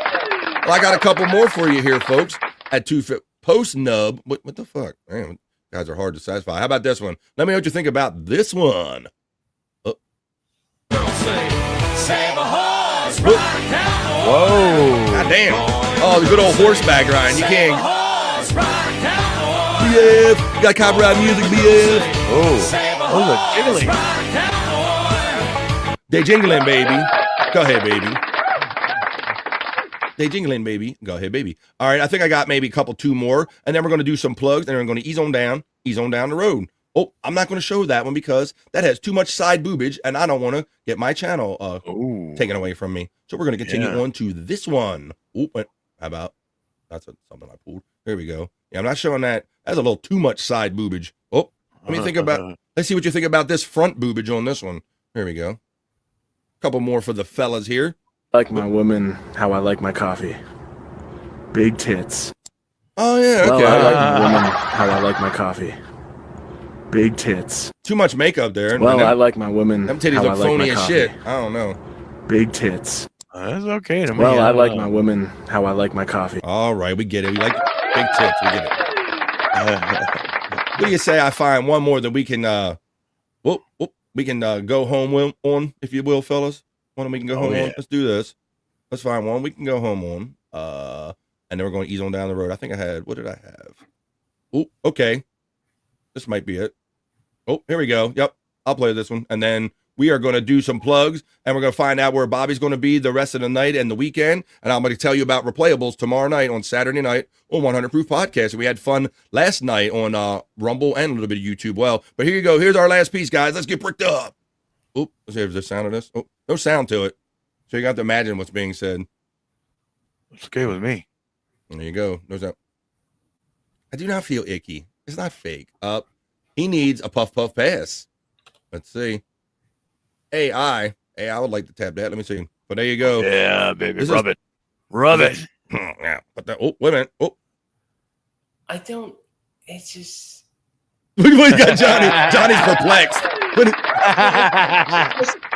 I recognize as a heterosexual male, I recognize that's the two beautiful women looking at, but I have zero reaction because it's so unattainable for me. All right. Reality. It's so unattainable. Like, a silent woman. It's Heaven like says that for. I don't know, a fucking asteroid or something. It's like I have zero. There's nothing I can do about it. I like it. I say, but there's nothing. They'll never be with me. I can never be with them. It's so unattainable. All right. It's unattainable. But we suspend disbelief when we're thinking about women. So Dream Man says oil on the beach is a terrible idea. Makes you into a big sugar cookie. It says, all right. Well, man, bony bitches. All right, Terry. Well, I'm gonna leave you with a healthy one, girl. This one ate a cheeseburger, and we're definitely going to ease on down the road. What do you think about this one, guys? Here we go. No sound again. Come on. Way too young. Everybody's too young, FJM, at this point. When we get this old, they're all too young. All right, fellas. Well, there you go. Man. Again, she's hot as fuck. 99.9% of every population will not even get within a foot of her or have a conversation with her, let alone bed her. It's like it's looking at a Mona Lisa. You'll never get it's behind the painted wall. You'll never get close. Look, Johnny, my ability to get, even though I've been married for many decades, my ability to get women is still real to me, man. It's still real to me, damn it. Well, at least it's one of us. At least allow me the ability to fool myself, Johnny. But no, I'm not even going to do that. It's one of us. Well, that's why we just stare at it. We just look at the menu. We don't order nothing. There you go, fellas. That was for me and you. That was. She's cooking in the kitchen, making it right. Working with some wood, keep me up all night. Trying to do the day like a queen on the throne. Everything she does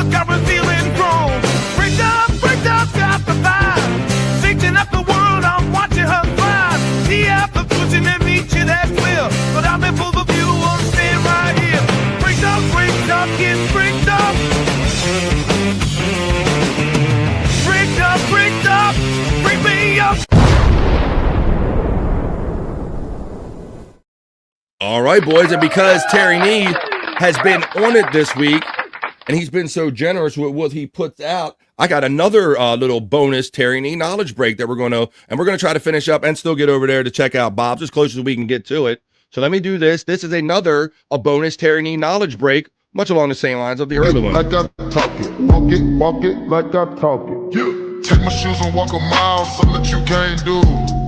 Hey, big thoughts of the town, big boy gang moves. I like to walk around with my chain loose. Chain.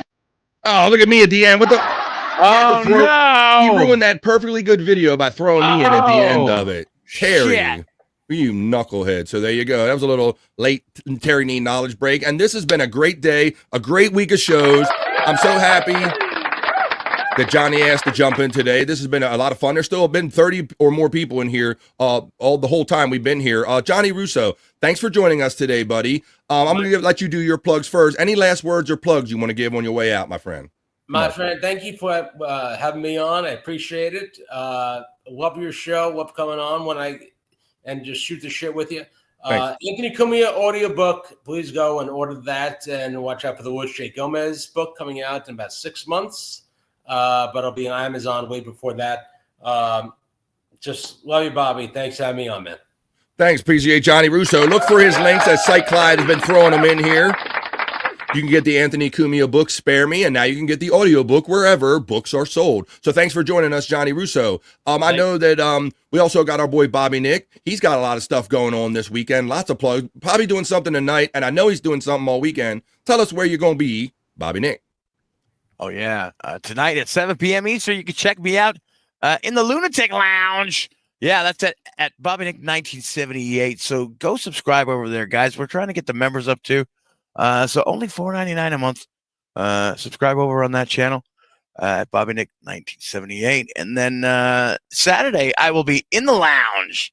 That's right. I do a little music video show on Rumble, guys. So for the low price of $1, you can see your music video requests on my show.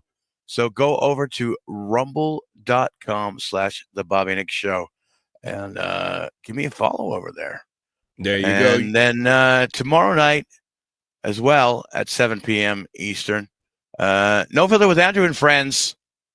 So check that out, guys. There you go. I say it whenever you turn your computer on to YouTube, whether it be on your phone or a computer, you turn it on and you are going to likely see Bobby Nick on the show. So there you go. You're going to find him all weekend. As far as me, we had a lot of fun hanging out last night doing midweek replayables. We do it on Thursdays now. And tomorrow we'll be doing it right again tomorrow night at 10 p.m. East on the 100 Proof Podcasting channel. That is the channel of my friend Chris Abels. And that's where we do replayables at. So we'll do the first half hour in YouTube and then we drag everybody over to Rumble where we can really get down and really do whatever we want to do. Let our freak flag fly. That'll be 10 p.m. tomorrow night, starting out on 100 Proof Podcasting with Chris Abels. That's Replayables. Deadfool checked in. Johnny checked out backstage. Thanks, Johnny, for joining us today. Deadfool said, Johnny, repeat after me. I'm good enough. I'm smart enough. And gosh darn it, babes will like me. Stacey Allen asked that everybody have a great weekend, loves. Rini X says, thank you for that, Terry. Shyt Clyde says, go buy Russo and Cumia's audiobook, Spare Me, by clicking on that link right there.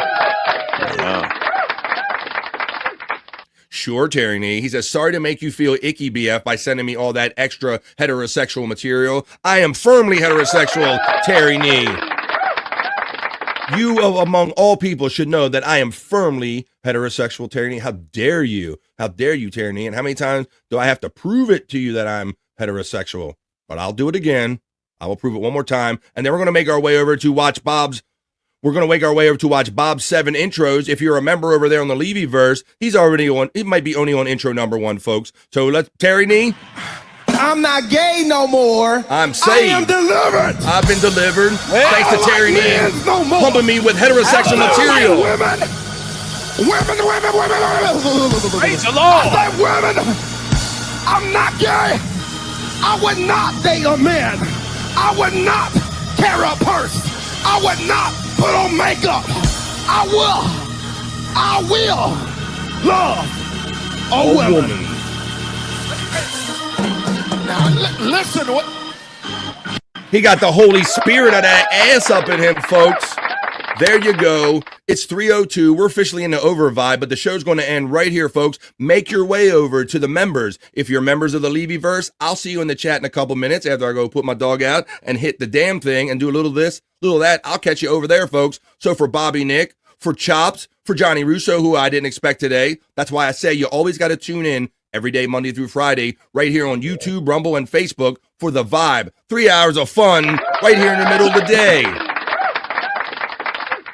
So, like I said, for Bobby Nick, Chops, Johnny Russo, and the chat family, thank you for all your support and giving me a place to do shows. This has been a great, fun week of shows, and it's been a great day today. Let's get over to the Levy-verse because it's not bye, folks. It's just bye for now. I'll see you over in the chat in a couple minutes. So it's bye for now. Peace and love, and we'll see you the next time we see you on The Vibe. And Daniel August, thank you again, my friend, not only for showing up with your most generous $50 and $20 donations at the end. Peace and love, and we'll see you the next time we see you over in the Levy-verse in the chat, folks. Bye for now. Everybody. That's enough internet for me today. I am going to wash myself with holy water to get rid of all the stupidity I saw today.